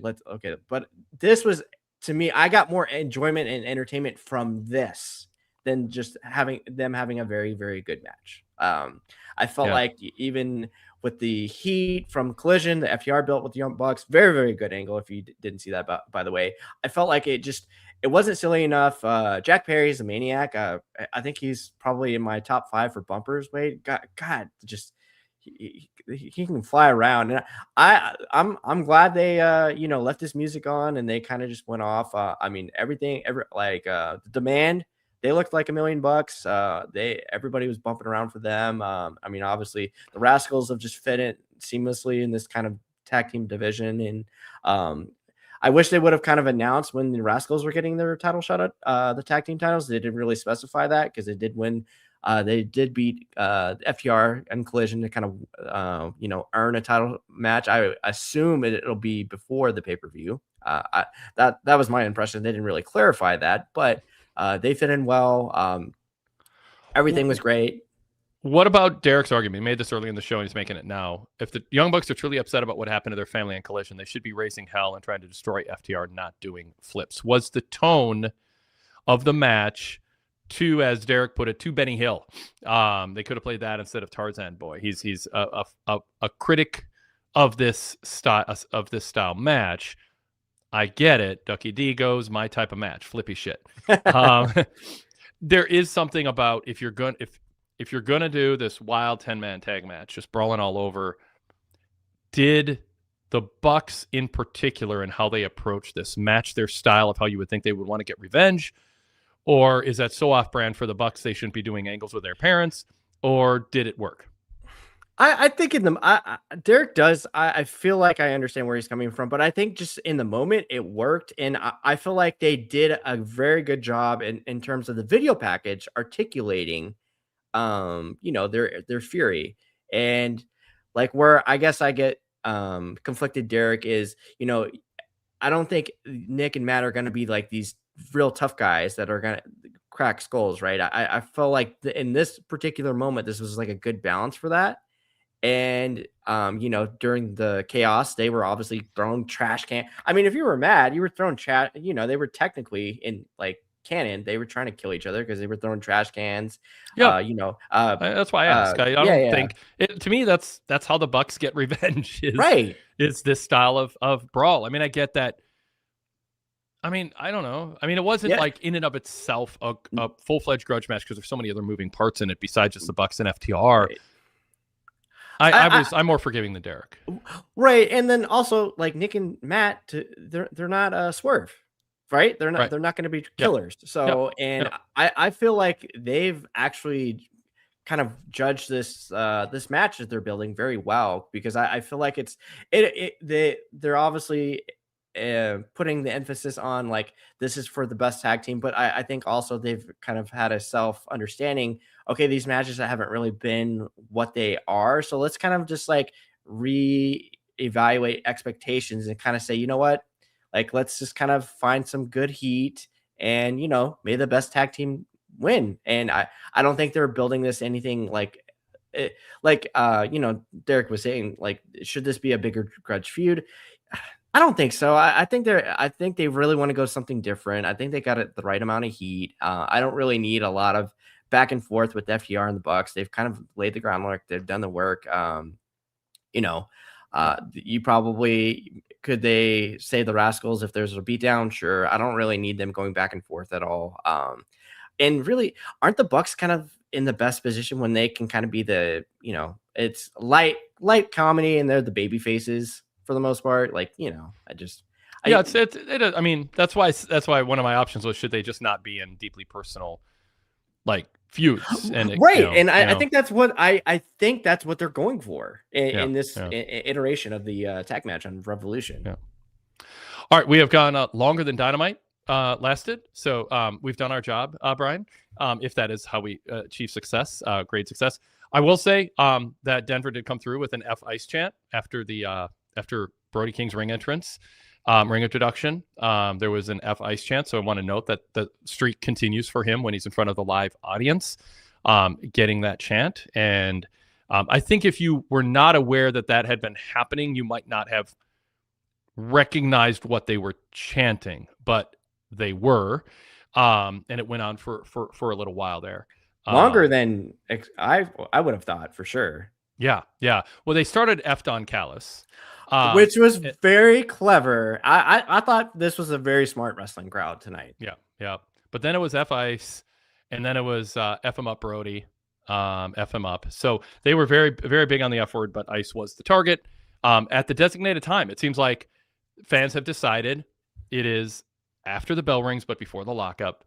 After he's introduced, and I think after the bell rings, or right before the bell rings, whatever it is. It was right before the bell. Yep, in that zone after ring introductions, but before they lock up, chant it, and then get on to business. And it's not a, it's like Cody is, like Cody Rhodes doesn't want to show like the Cody Rhodes song.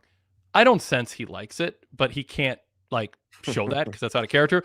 So he just sort of like endures it, and then after they get out of their system, tries to like shorten it and move on. Like, they're not disrespecting Brody's match by like, it's not a distraction from Brody's matches. It's just something they want to get out of their system before the lockup. And I think we'll see if it continues.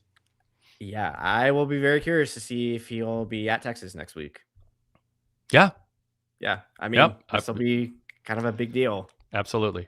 All right, everybody. Again, pwtorch.com/govip. We'd love your support. Go VIP if you like what we do. You can also gain access to my post TV summaries when my voice holds up. I always do the post show rundown with rare. When I say always and then rare exception, that's contradictory. But when I can, I do. But I mean, almost always. I do that rundown start to finish of the show, which is, if you're a VIP member, it's a good starting point. If you don't see the shows, you can 15-20 minutes listen to everything that happened, and then the post show comes next. You can listen to that next and have a context of everything that happened. Without kind of waiting around, and having us fill in the context there. But I'm here every Monday, Wednesday, and Friday after Raw, Dynamite, and SmackDown. Keep joining us live on YouTube or download the show on our red logo feed. As always, of course, check out my written reports with analysis at pwtorch.com and everything else. Great team of writers and contributors. We also have fun flashback articles.